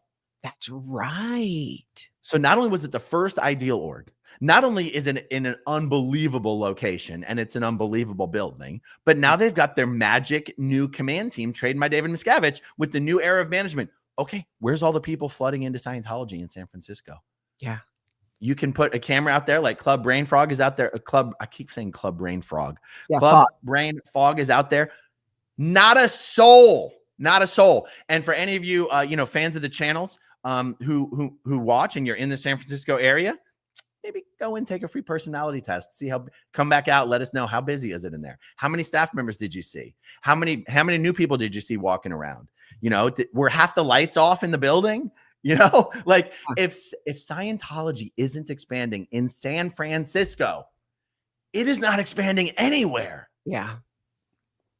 Yeah. We're seeing it every place that there are protesters. You can see it's the same thing in Austin. There just aren't the people that are coming and going. It's not busy. In some places, even we've seen at these ideal organizations, they have the lights off in certain sections. And it's because they can't pay the power bill. So they've also moved in these gigantic buildings, renovated. It's supposed to be this great thing, but they can't afford to keep the air conditioning and the lights on. Yeah, it's true. It's true. It's funny. When I first went back to Philadelphia from Flag in 1996, That was actually one of my biggest pet peeves is people keeping lights off in areas of the orgs. And I would actually run around the org and turn all the lights on. I'd be like, this is an org, damn it. We're open for business. Get the lights on. But I wasn't the one paying the bill. I didn't have to raise the money. So well, and now not only are they having the lights off, but and nobody is coming in. I mean, think about on staff, you're not allowed to have conversations like, hey, so it's been 20 years since we've been doing this ideal organization and nobody seems to be growing, including ourselves. Look at the Minneapolis Twin Cities org. You saw it, you were there. There's just like nobody. And I've heard from people who've left. They're like, it's dead. I know. And this is how sad it is. Do you remember? They said, just like in a course room, they say if your course room is empty, as long as you're applying standard tech, the course room will magically fill up. Yeah. Okay. So there's the genius of L. Ron Hubbard policy. Like, don't worry about marketing and recruitment and everything. Like, if you're applying Scientology standardly, it's magic, guys. It's magic. Okay. Similarly, if you're like a low-level general staff member, what do they tell you? Clean the org. If the org is clean and presentable, it will attract public. So in a giant building like the Twin Cities org, where it's like it's a cavern, like it's huge. The reception is like 50-foot ceilings. I just imagine the staff members being like, if we just dust the shelves this week, maybe someone will walk in off the street. The Dianetics books are collecting dust, everyone. This is why we're not getting new public. Like. That's how they perform this magic to make every individual single staff member feel that it is potentially their fault that new people aren't getting into Scientology. And this is what creates like the neurosis, the constant anxiety of we're the ones who are failing. We're the ones who are failing. It's like, yeah, I guess write a few more letters, dust a few more books, clear a few more words, because it's your guys' fault that no one's getting into Scientology. If people aren't getting into Scientology all over the world, it is not the fault of the local staff. There's something fundamentally wrong or broken with Scientology's PR. Like, I guess, obviously, it's because Scientology is an international family destroying human trafficking cult. But I'm saying if we're looking at it like a business, imagine an entire company is failing, but management is telling you it's not their fault. Yes. Because that is what Scientology is. It's an international corporation that is failing rapidly, and yet management is saying it's not our fault. Yeah, exactly. And they don't see, you look at like, again, Aaron Kyro runs his business into the ground. It becomes this public relations nightmare because now these guys are speaking out, not just about his mistreatment of them, but the tie to Scientology. So here's your highly trained Scientology executive, Aaron Kyro, at this ideal organization. And so much of the bad press for Scientology is because of him and the actions he has taken. Even as a public, how do you not look, even if you get curious and you go, you can see his numbers on YouTube. If you come across these videos and are like, whoa, what happened? Like what, even if you're still brainwashed into believing that what L. Ron Hubbard said about just like pretending to treat people well, right? Thinking of your fellow man, the aims of Scientology, you don't see it play out. These guys were completely taken advantage of. And Aaron Kyro basically is the product of that training program. That is what is created in Scientology. Bingo. You nailed it. Okay, let's role play a little bit. And you tell me, even from a Scientology, if I'm Aaron Kyro, okay? Okay. Because I'm now trying to take the Aaron Kyro that you saw in that interview. It wasn't with Ricky. It was with another guy who had, did he have an accent? Anyway, I forget the name of the interview. It was with the black guy and the white guy, and Aaron Kyro was there. Okay. I'm sorry, just calling the black guy and the white guy, but I don't know their names. Okay. Yeah. And what the Aaron Kyro that you saw in that interview, that is the product of Scientology. Yes. Okay. The horrible answers, the evasiveness, the no answers, that is the product of Scientology. Yeah. Okay. Let's put that to the side. Let's pretend that I'm an Aaron Kyro who doesn't have a Scientology brainwashed personality. Okay. But is dealing with the real world the way real people deal with the real world. And you tell me, why would this be so bad if Scientology actually handled itself this way? Okay, so ask me one of the questions that Aaron was asked. Why do people call Scientology a cult? Yeah. So, Aaron, why would you say, why do people call Scientology a cult? Scientology gets a bad rap. There's been a lot of negative attention on Scientology. And the truth is, Scientology could handle a lot of these things better. And, there's been some things that have happened to people in Scientology that honestly, aren't worse than things that happen to other groups. But I think because, Scientology is so, sensitive of being attacked, and it's just been attacked for, 50, 60 years, that perhaps we haven't handled things. We've handled things in a very defensive way and in a way that we thought was protecting ourselves, but makes us seem a little closed off or seem secretive when in reality, we're the opposite of that. Like we want everyone to join Scientology. I mean, we want everyone to walk in the front doors. We don't care if you're Christian, Muslim, Jewish, whatever. Like we just want to help as many people as possible. And so, there was a member, for example, Lisa McPherson, as Scientologists, we don't trust the medical field. We think that you can handle all these things with Dianetics and Scientology. And she was having an episode, and Scientologists swooped in to protect her. And the truth is they messed up. They messed up. They weren't able to recognize when she needed legitimate medical help, and she was mishandled, and she tragically passed away. And, it ended up, and we mishandled that. And we mishandled that. And that, it created a lot of heartache for Lisa's family, created a lot of heartache for Scientology, and it's tragic. But that's an example of something. There's a lot of instances in Scientology where Scientologist family members are antagonistic to them being in Scientology. And that creates a very unhealthy family dynamic. And, this happens outside of Scientology too. Family members, they cut each other off. And I think there's a lot of times when Scientologists cut off family members in instances when they shouldn't. And it creates more problems than it solves. And it creates people who then are angry, not just with the family members, but with Scientology. And then they run around, rightfully, they're hurt, they're angry, and they say Scientology destroyed their family, when in reality, that Scientologist mishandled the situation. Mm-hmm. And in many cases, that Scientologist was being instructed on how to handle a situation by someone who was doing it wrong and made a bad call. And the truth is, Scientology, there's a lot of people who are probably dedicated on hating Scientology, and that's true for anything. But the truth is, there's a lot of things that Scientology and people in Scientology have acted incorrectly, behaved incorrectly, done things incorrectly, and that's had a negative effect. And I think that's why people think Scientology is a cult. But in my experience, how can we be a closed off, secretive cult when we want everyone to walk in the doors tomorrow and find out about Scientology? Like what's wrong with just talking about it like that? But they can't. No. And Aaron Kyro is the evidence that they can't. Yeah. Aaron Hubbard said you can't, because what you did there with what you said to most people would sound very reasonable. But from a Scientology perspective, you violated a lot of LRH policy. You repeated the enemy lines, which you're never supposed to do. And if you're never supposed to repeat or mention the things that people are upset about, how can you actually ever address it?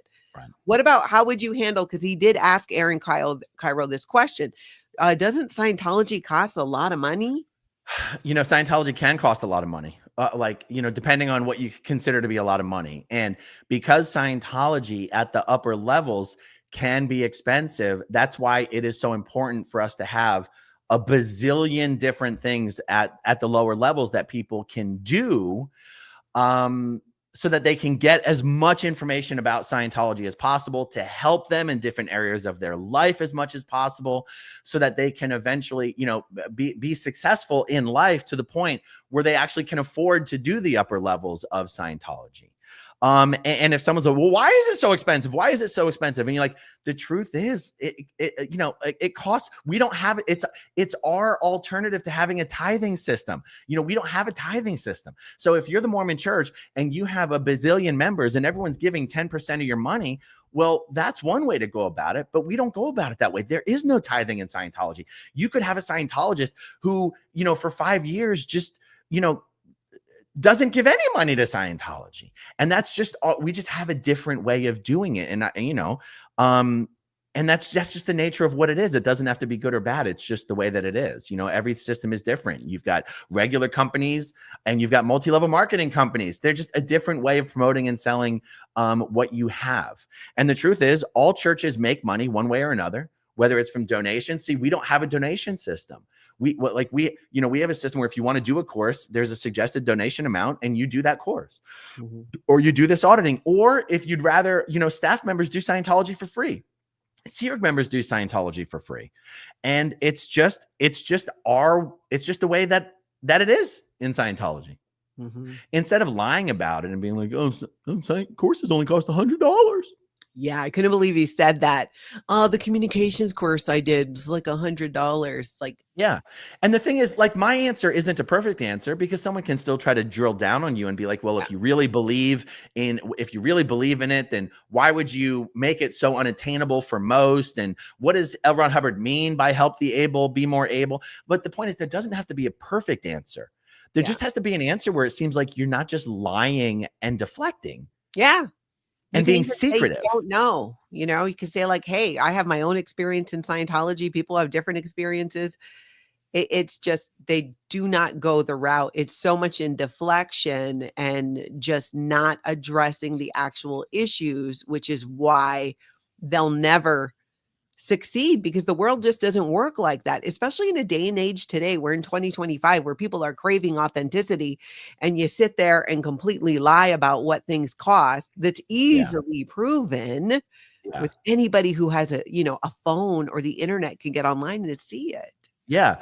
Or like, in an interview where someone tries to bring up Xenu or the confidential levels, Grant Cardone is like, okay, yeah. I'm not about all that crazy stuff. I'm here to, worry about me and my family and my employees. It's like, okay, but what would be wrong with letting someone finish all their question about Xenu and be like, yeah, I understand that's what's out there on the internet about Scientology and what the upper levels are. And say, look, the fact is, in Scientology, there's the lower non-confidential levels and there's the upper confidential levels. Now, by the way, this answer would differ whether let's say I'm Aaron Kyro. The answer is going to differ based on whether you've done the OT levels or not done the OT levels. Yeah. And so, but since I'm being Aaron Kyro, look, I've done Scientology's upper confidential levels. And the fact is, this is a bit of an impossible situation for me to be in, because in Scientology, for our own religious reasons, there are reasons why we are not allowed to discuss what's on the confidential levels.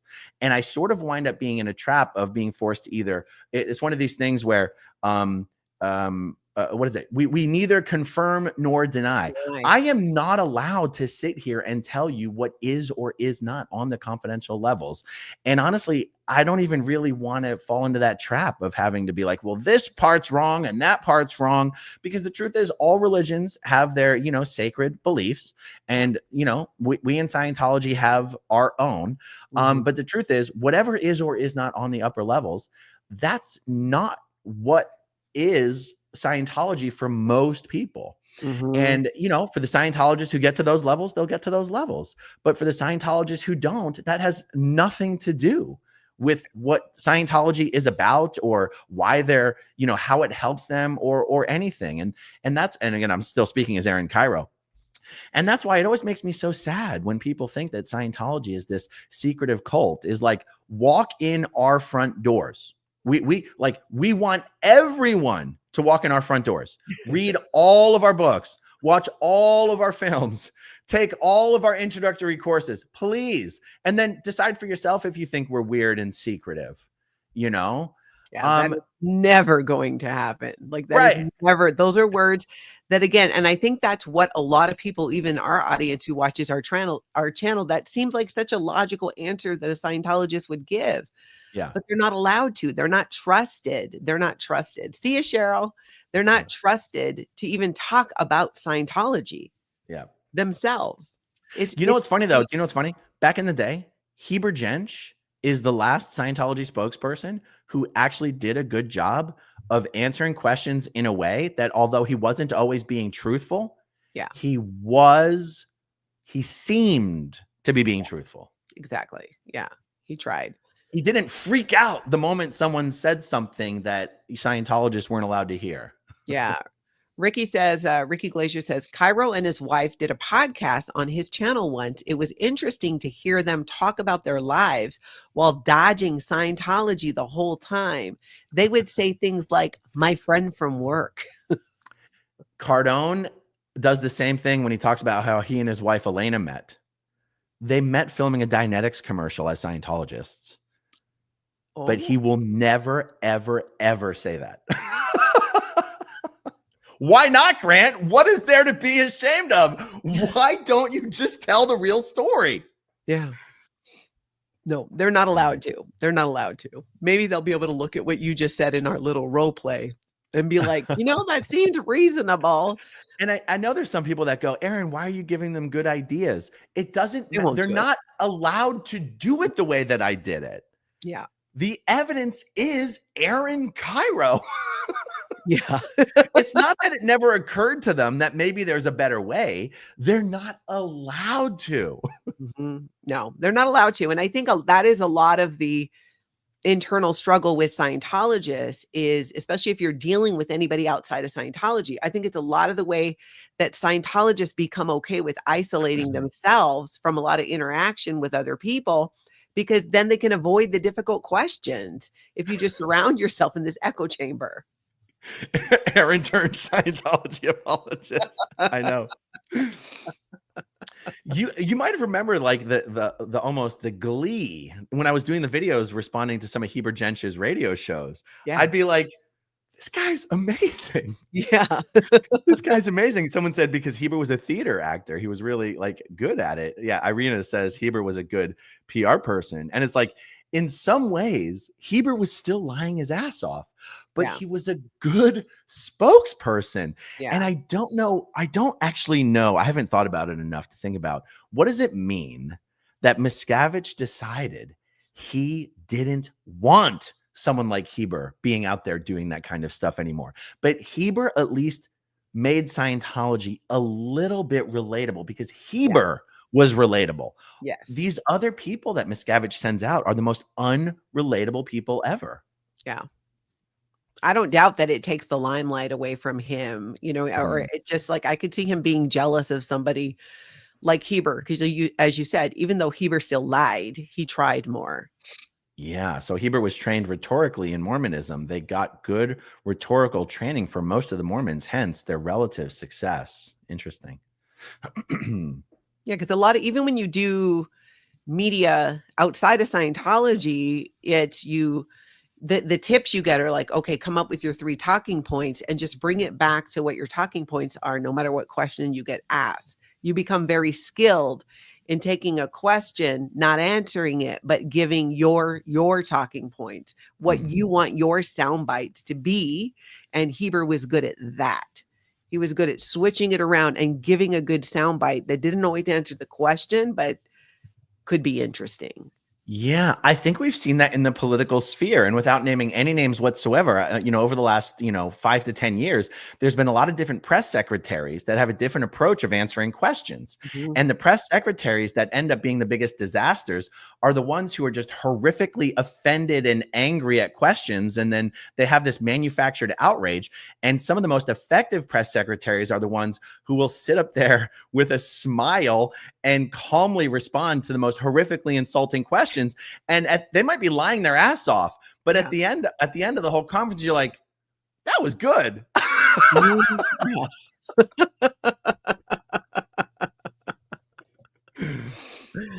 It really was. Well, I don't think they're going to take any of your advice because, as we know, at the end of the day, they have to do what Elwin Hubbard said, and he said not to do any of what you just said. He literally said, don't answer people's questions. Yeah. It's insane. Yeah. And Scientology he did such a job of creating this cookie cutter environment that everybody is supposed to fit into and be able to give the same cookie cutter answers that Scientology works 100% of the time when applied correctly. And if it doesn't, you're the a-hole because you did something wrong.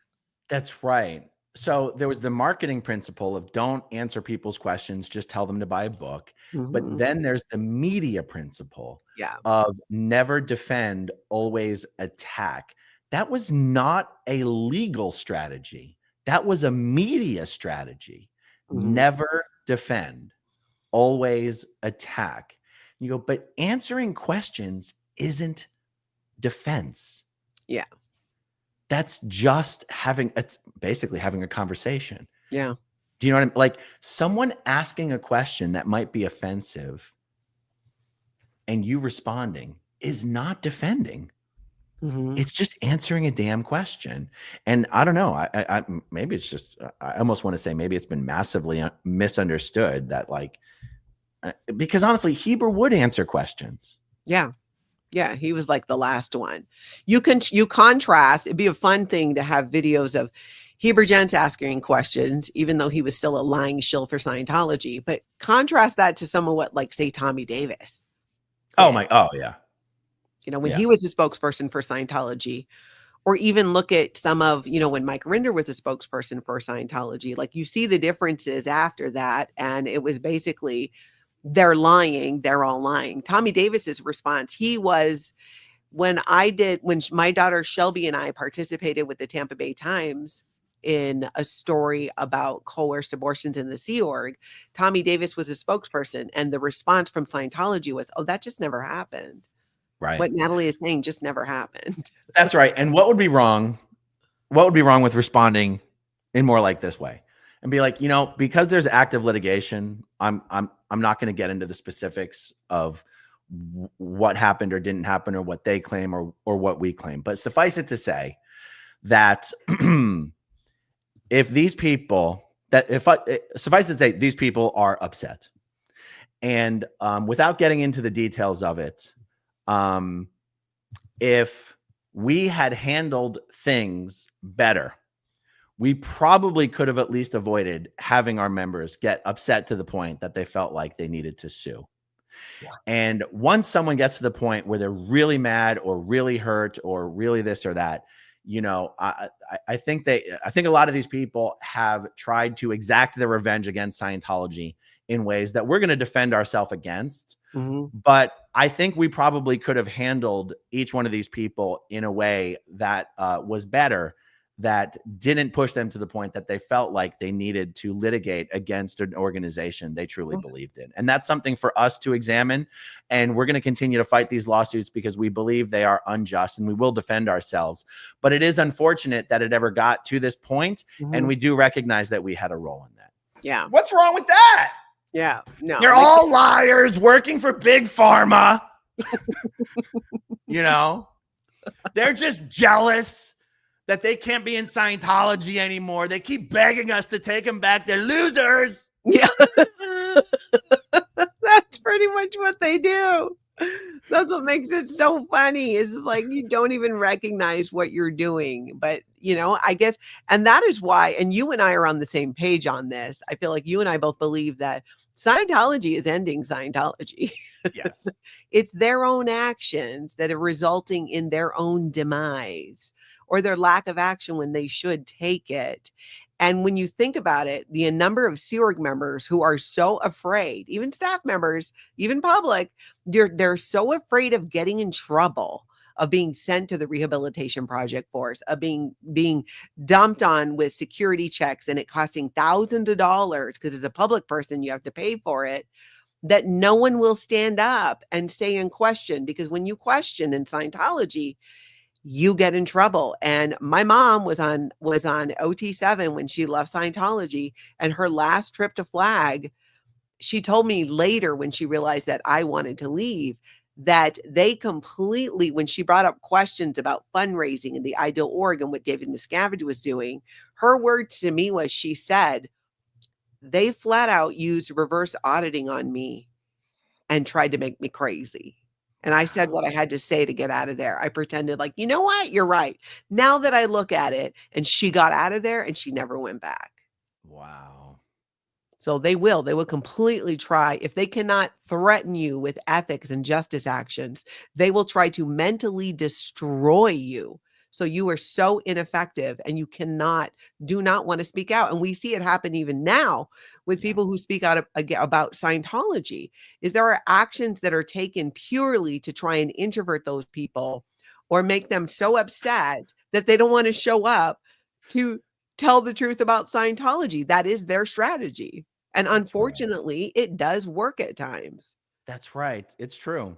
There are people in Scientology who that, like, this will pendulum swing. Every now and then we'll get a report from someone inside Scientology about trying to become a kinder, gentler version of Scientology because someone will realize, oh, we're losing the PR game. But the reason why those sort of changes don't stick and last is because the thing that created that version of Scientology is the addiction to statistics, and that statistics have to go up every week, or it means some suppressive person is holding them down. And the truth is, Scientology is getting smaller and smaller every week. So it is impossible for the statistics to be going up consistently. You can, pull stats forward and get them up shortly, but then they fall even harder because you just pulled forward, weeks or months of demand. And so then the fact that L. Ron Hubbard said that for stats to go down, someone has to be intentionally pushing them down, keeping them down, and holding them down is what creates the atmosphere and the environment in Scientology, where you're always looking for the big, bad one person in your local organization that's making everything terrible. Because Scientology will never say that there's something wrong internationally, and it's not the individual staff members to blame. And there was one other thing I wanted to piggyback on that, but I lost it. I lost it. It might come It back. causes a lot of the insanity, the problems, the issues for people when they leave Scientology. A lot of that damage comes from just the daily insanity, and then you have full-blown issues that pop up. Oh, this is what I wanted to say. Scientology implements the weirdest things. Okay, so one particular org, this is true for many, many orgs, but the example that I'm thinking of is one particular org. They have these staff group chats where they'll talk about the weekly stats and the quotas and everything. And because an org is focused mostly on money, the staff group chats are all about how much money they can get from this person or that person or what the money target is. And what was happening is staff members were leaving Scientology and publishing the group chats. And it showed that these so-called religious organizations were focused on nothing but money, money, money, money, money. So they implemented a rule that you couldn't use the word dollars or money in the group chats anymore. And so you have conversations that are like, we made 2,500 turkeys today. But the quota is 5,000 turkeys for the week. And we have 500 turkeys lined up and you're like, why does the group chat say this? This is insane. And it's like, they told us we weren't allowed to say dollars.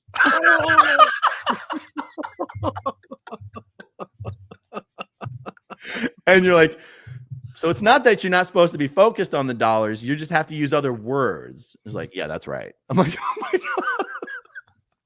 That's insane. Again, not actually solving the problem. Yeah.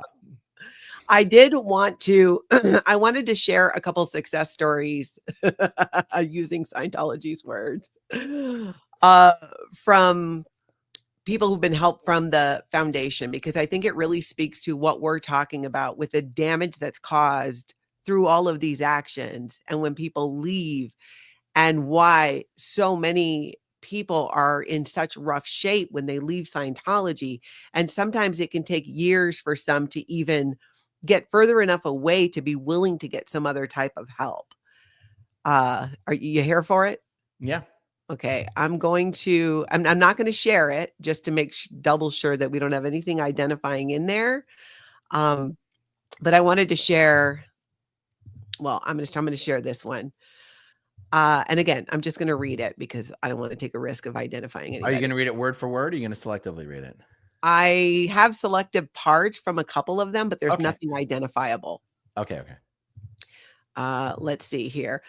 I'm doing really well. Oh, and again, to be clear, these are from people that have been helped by the SPTV Foundation after leaving Scientology to help get them help in the ways that they felt they needed to get that help. And for some, it was therapy. Sometimes it's with housing. It says, I'm doing really well. I was in a puddle on the ground for a couple of weeks as I've worked through some of the crazy cult nonsense we all have to deal with. But wow, I didn't know there was an other side to the feelings that have gripped me for the last few years, even though I'd rejected the belief system and stopped using the words. So much of my muscle memories are Scientological responses. In the process of getting out, I built these walls around myself, closed myself off from the world. Through this, I'm cracking that open again. Over the last few weeks, despite the emotional difficulty of working through all this, I've achieved a lot. Truthfully, and this is something that is difficult to admit, I couldn't see a future for myself. Shit. I think a lot of people can relate to that when leaving Scientology. I saw the present as the place where I'm in pain, and the future only as an opportunity for more suffering. It was so deeply ingrained. It touched all areas of my life. Through the support you're providing, I've been able to work through things that I think would have eventually resulted in my end had they not been addressed. At the risk of sounding hyperbolic, y'all has saved my effing life. I can't begin to express how much appreciation I have for what you're doing. This is so hard. We all went through hell, some and more. So some more than others, but none of us got off less than a lifetime of trauma to deal with. That y'all are able to fight the cult every single day means there's hope for those still inside. That you're doing that while helping people like me. I don't think I have the words to describe the emotions that make me feel. Gratitude doesn't even begin to define it. And I want to share another one. I think these really make the point of why and how important it is to be able to provide this help. And all I can do is think about when I left or when I wanted to leave and what we talked about earlier. Why didn't I leave this time, that time? And I really think that had there been a foundation, and now there's two that exist, even one where I could have gotten the help so I could start my new life, I would have left sooner. So it makes such a difference. And I'm going to try and read another one. So just grab some tissue and settle in, y'all. Here's another one. For the first time in my life, I feel like I'm actually taking steps towards getting better. With this appointment, so this person had gotten some help for therapy. With this appointment, I can finally get on some medication.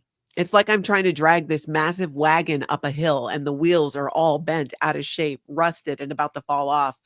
The therapy I'm doing is the work of dragging this thing up this hill. No other way about it. I have to do it myself. But the meds will be like putting a nice new set of wheels on the wagon. I still have to do the work of dragging it up the hill, but I'll be less encumbered and more enabled to make that happen. I'll never be like someone who doesn't have these conditions. Just like if I were born without legs, I'd never walk. But you're giving me a life, and I really can't thank you all enough. And there's more, but I think that's enough. And I really do believe that. And that's why I know, what we do with the SPTV Foundation, be more. There are so many ways to help. And when people leave Scientology, especially the C organization, there just have not been the resources. This is a game changer to have foundations where somebody can actually go and get that help and have it make that difference. It amazes me. And I think we don't, we haven't shared enough of that. And when I read these things, when we first see them, it's impactful, but it's really helped me realize too, that is the answer to my question earlier that we were talking about. Why didn't I leave sooner? And in my situation, I had nowhere to go. And Aaron, what happened that led up to me leaving the Sea Org? I was such an emotional wreck. Had there been a resource like this where I didn't have to go only back to Scientology and I could have gotten some help sooner, I don't doubt that I would have left a long time ago, but there was no other option. So I really appreciate what everybody does across the board to end Scientology, to expose it, and also that contribute to the SPTV Foundation, because these are the people that we're helping.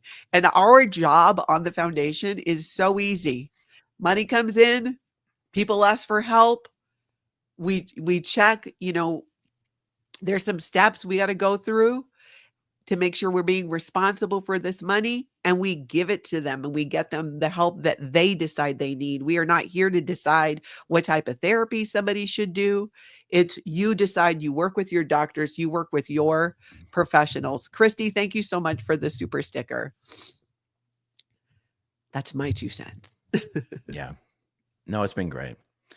It's been great. And I just want to thank everyone for all the donations that have come in, particularly over the last week or two. But, the truth is we've been in operation for just about 12 months now. And, we've probably raised close to $70,000. We've put most of that money to work already. And it's just a success. And it's not like we're reinventing the wheel either. We're honestly doing the exact same thing that I and the others were doing with the Aftermath Foundation. It's no different. It's the exact same thing.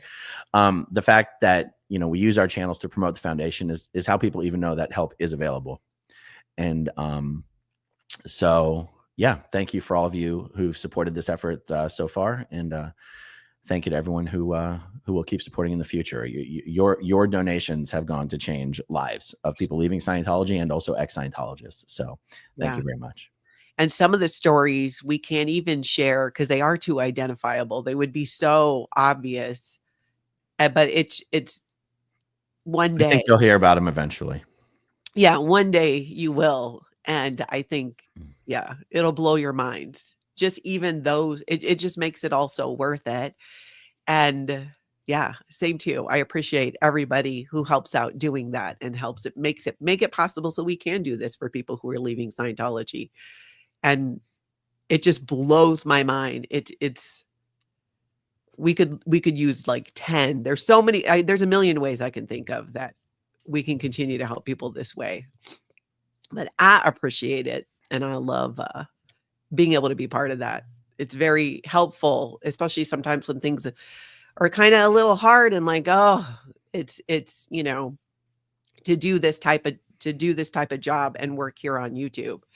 That makes it all worth it. When we get these emails and we read these, it's like, okay, we can keep doing it. And when people ask like, well, how do you do that every day? How do you talk about all, things that are difficult? And it's because of this, because it's worth it. It's absolutely worth it. Well, on that note, I think we covered a lot. Yeah. If you're gonna keep going and cover some of the starred comments, I have to jump. Yeah, no, I think it's been long enough for everybody. So I probably will not, because there's so many there, the questions and stuff, but no. Okay. So everybody, please hit that like, please hit that subscribe. Thank you so much for being here. Thank you, Aaron, for joining. This is always so fun to do. Have an amazing cult-free day, y'all. We will see you later.